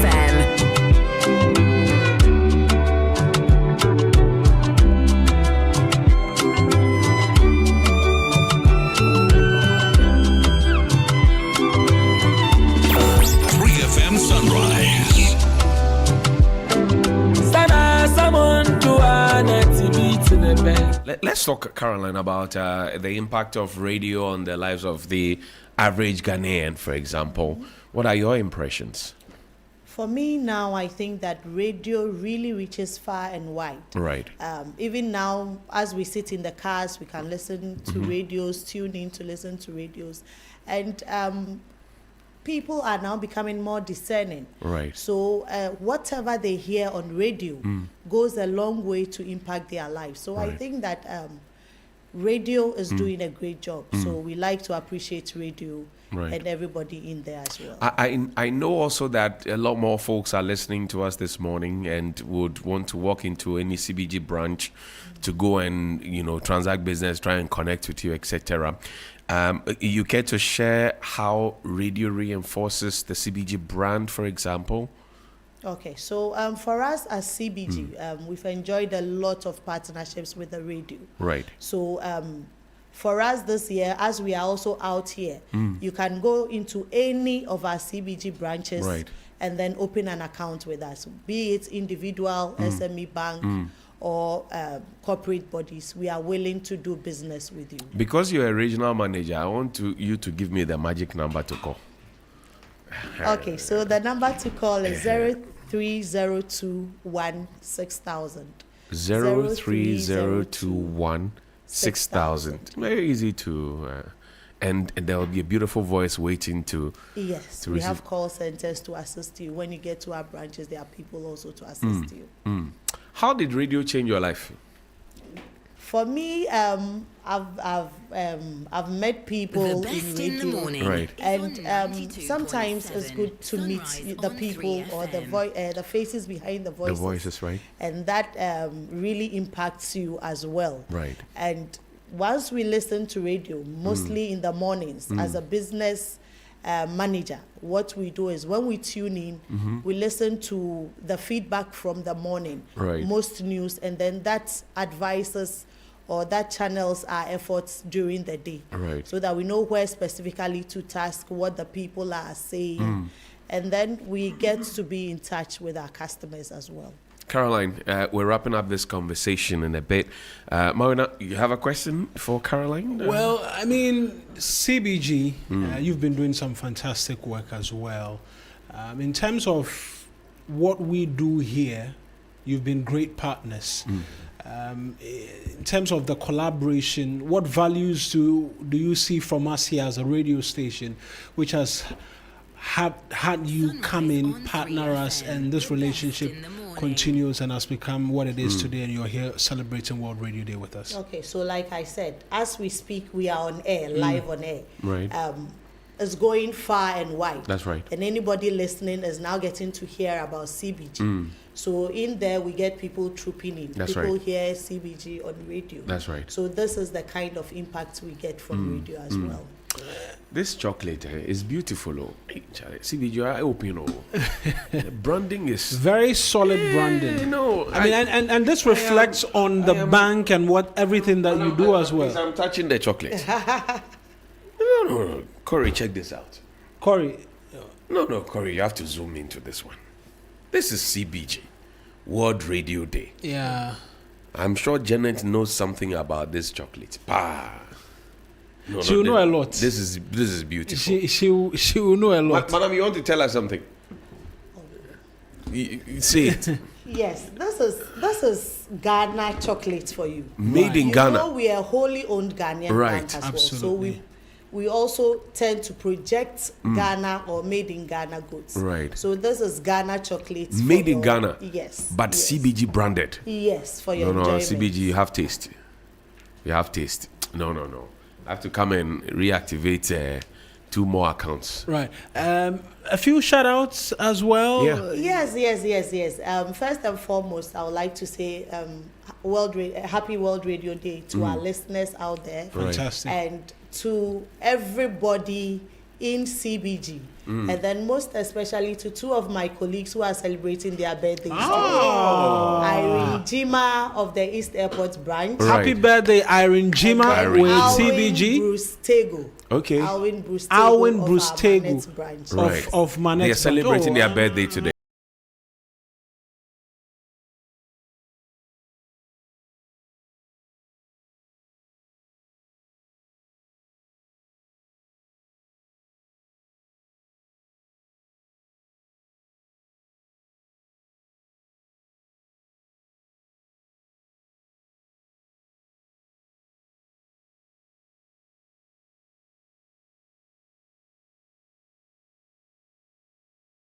birthday to you, and this is only on 3FM. Absolutely, you won't get it anywhere else. Yes.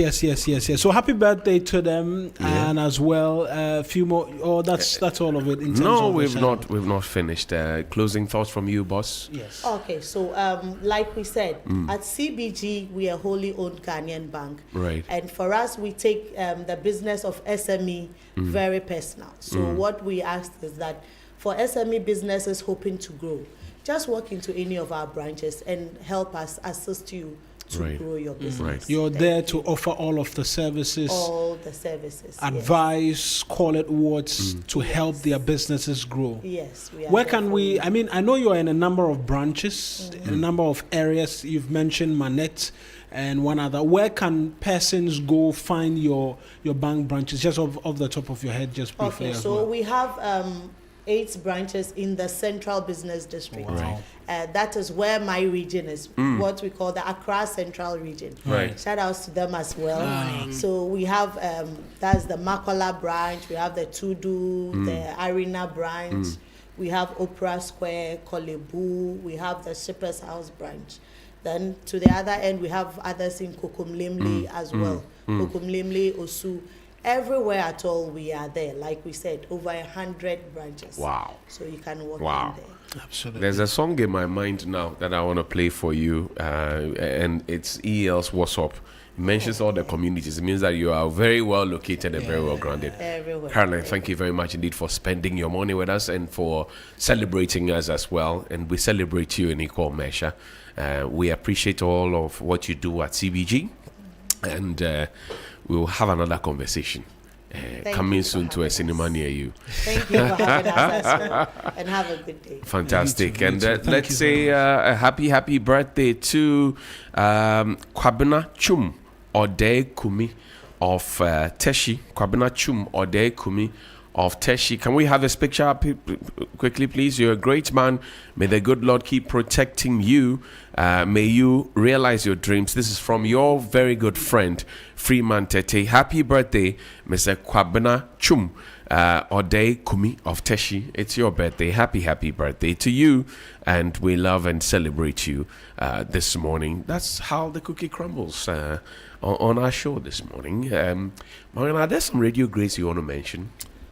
Jifa Bampo. Yes. Tommy Anand Forsen. Absolutely. The great Komla Dumo. The great Komla Dumo. We celebrate. KKD, the finest. Absolutely. His Excellency. All of these individuals' personalities shaped us up growing up, listening to them. Beatrice Edu of GBC fame, not her younger version of Beatrice Edu here. Listening to Elan Kra.